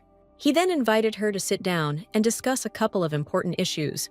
She admired Mark during tea drinking, because he had matured a lot in 5 years. The prince knew that during these 5 years, she managed to save the dying family and was glad about it. Melissa responded in kind, saying that she also often heard about the successful and noble prince of the country of Stayfield. She also heard that he was able to organize an entire research center. Its employees are developing a cure for various types of diseases, including opal. Mark noted that aristocrats are the same everywhere when the girl voiced their desire to get closer to him. Even in his own country, hundreds of aristocrats offer him various projects regarding medicines. He sighed, because these were vile people with the same motives, and none of them could be trusted. The girl suggested that it was incredibly difficult for him, because when it came to money, few people could be honest. Mark agreed with her, saying that as a prince, he had power and opportunities, but he couldn't afford to deal with people he couldn't trust. And Melissa asked him what he would do with the new drug. Here, the butler presented the contract, and Mark said that they had come to the main topic of the conversation. Melissa was a girl with a promising future and someone who could be trusted. And so, he gave her a pre-prepared contract, saying that it was time to start working together.